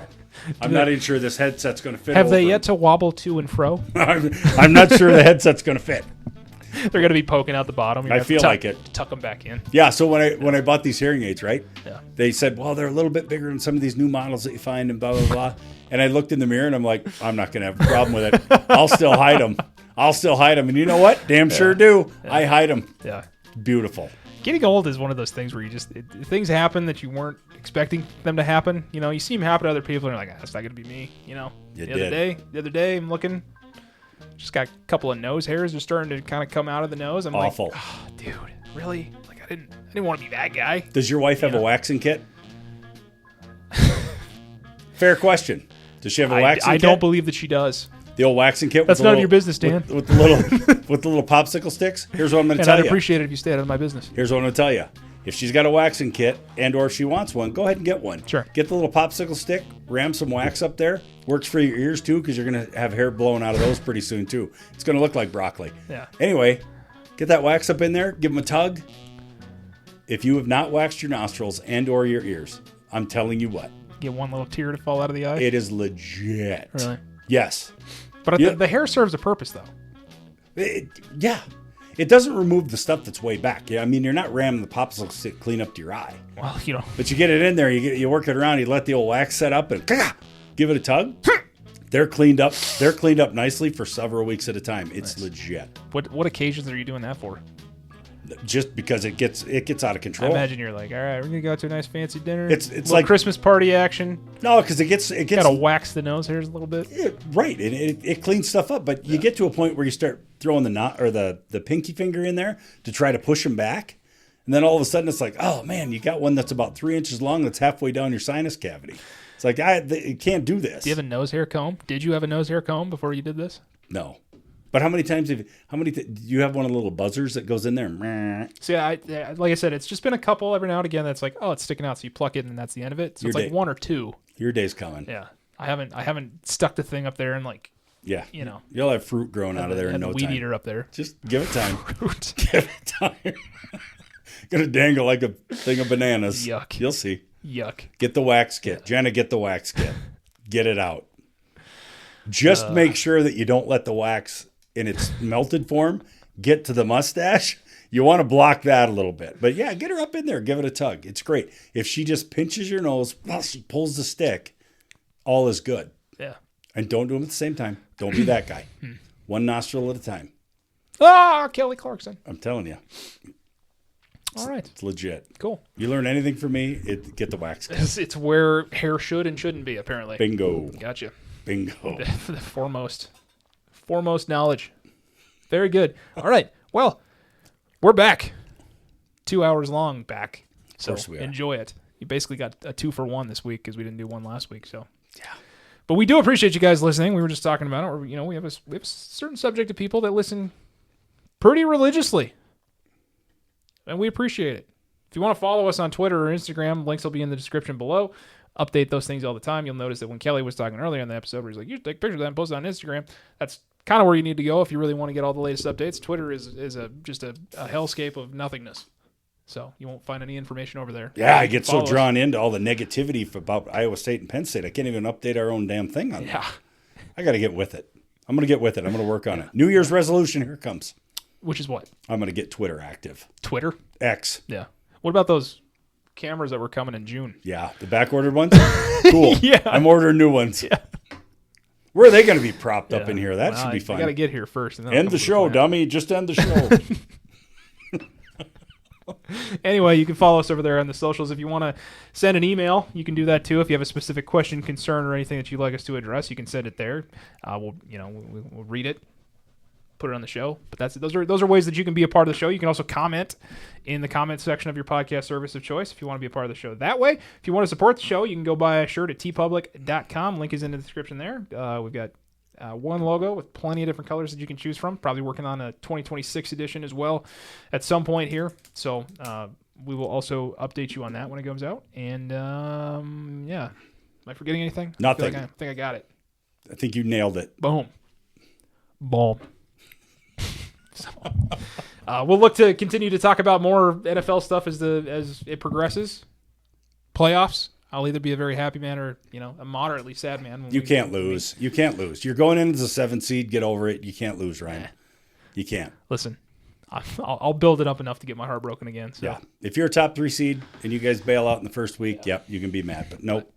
Right now, I'll just root on Ole Miss and Indiana. Just have some fun with it. So we'll be able to talk about all those games. We'll know who's in the championship for college football by the time we come back next. And then, man, pretty soon we'll be talking about Super Bowl and March Madness before we know it. So I hope everybody had a great New Year, great Christmas. Hope 2026 has treated you guys well for the first couple of days that we're in it. But outside of that, we love and appreciate you all, and we will look forward to chatting with you guys soon. Oh. They know the game, but they're keeping it fun, poking fun at the stats. They're second to none. From fantasy leagues to the locker room jokes, they got the edge no one's ever broke. They don't need a suit, they don't need a tie, just some hair.